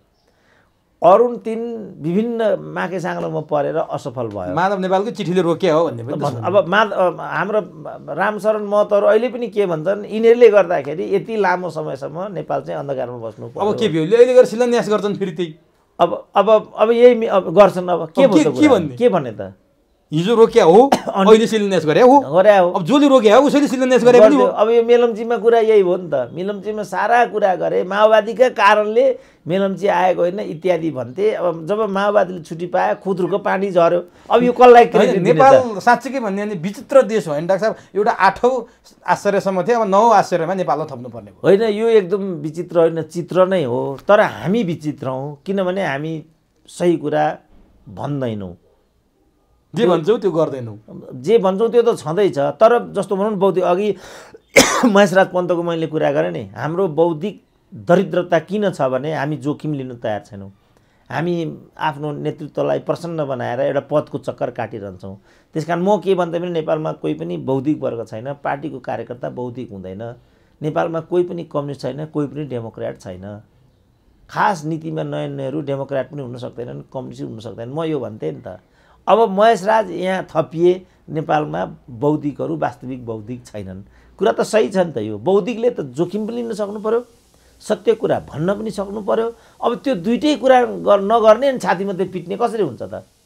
अब धुर्मुसले आफै यो आफ्नो घाँटीको हड्डी भइसक्यो। त्यता पनि हामी नजाउँ। उनले जे प्रोजेक्ट लिएर आएका छन्, उनी आफ्नो तरिकाबाट सफल हुन् असफल हुन्। सफल भए पनि उनै हो, असफल भए पनि उनै हो। यति गरौँ है, यति गरेर हामी छोडिदिउँ, सिद्धिहाल्यो नि। तर अर्को एउटा विषय सोधिहाल्छु डाक्टर साहब। अघि सञ्चार माध्यमको कुरा आउँदा सोध्नुपर्ने विषय रहेछ। प्रधानमन्त्री ओलीले बडो तामझामका साथ सिके राउतलाई शान्तिपूर्ण अवस्थामा ल्याउनु भयो। विखण्डनको कुरा उनले छोडे भन्ने आयो। तर आज सरकारकै मुखपत्र गोर्खापत्रमा सिके राउतलाई 35 दिनभित्र अदालतमा हाजिर हुनु, होइन भने जस्तोसुकै कानुनी उपाय अप्नाएर भए पनि पक्राउ गरिनेछ भन्ने कुरा गोर्खापत्रमा सूचना आयो डाक्टर साहब। अब के भन्ने यसलाई? अब सिके राउतको सेनामा भर्ती हुनुपर्छ भन्नेलाई प्रदेश प्रमुख बनाएर त्यही ठाउँमा पठाउने पनि यिनीहरू नै हुन्। फेरि यिनीहरू नै गोर्खापत्रमा त्यस्तो खबर छाप्छन् भने सिके राउतलाई त्यो नाममा यहाँ ल्याएर प्रदेश नम्बर 1 को प्रमुख बनाउने जालसाजी त होइन यो? के हो यो? मैले बुझिनँ केटाहरूको कुरो। के गर्छन् यिनीहरू? आश्चर्य क्या डाक्टर साहब, सबै कुरो आश्चर्य छ। मलाई त अचम्म लाग्यो। आज छ्याप दिन्छ सञ्चार माध्यममा, नझुकिएर पुरानो खबर गोर्खापत्रले चिप्ल्यो कि गोर्खापत्रमा छ। त्यही त चिप्लिन्छ नि कहिलेकाहीँ त। अब त्यो जिम्मेवारी गोर्खापत्रले लिनुपर्छ। उहिले त जिम्मेवारीको चलन थियो, अब अहिले त त्यो पनि लिनु पर्दैन। आफ्नो पार्टीको सम्पादक भएपछि 10 खुन उसलाई माफ भइहाल्छ। अब के हो हेरौँ न, 24 घन्टा पर्ख्यौँ, अर्को एपिसोडमा यो बारेमा कुरा गरौँला न। हस् डाक्टर साहब, ल समय दिनुभयो, हस्, अत्यन्तै महत्त्वपूर्ण भनाइ राखिदिनु भयो। यसको लागि ल तपाईँलाई हस्, धन्यवाद।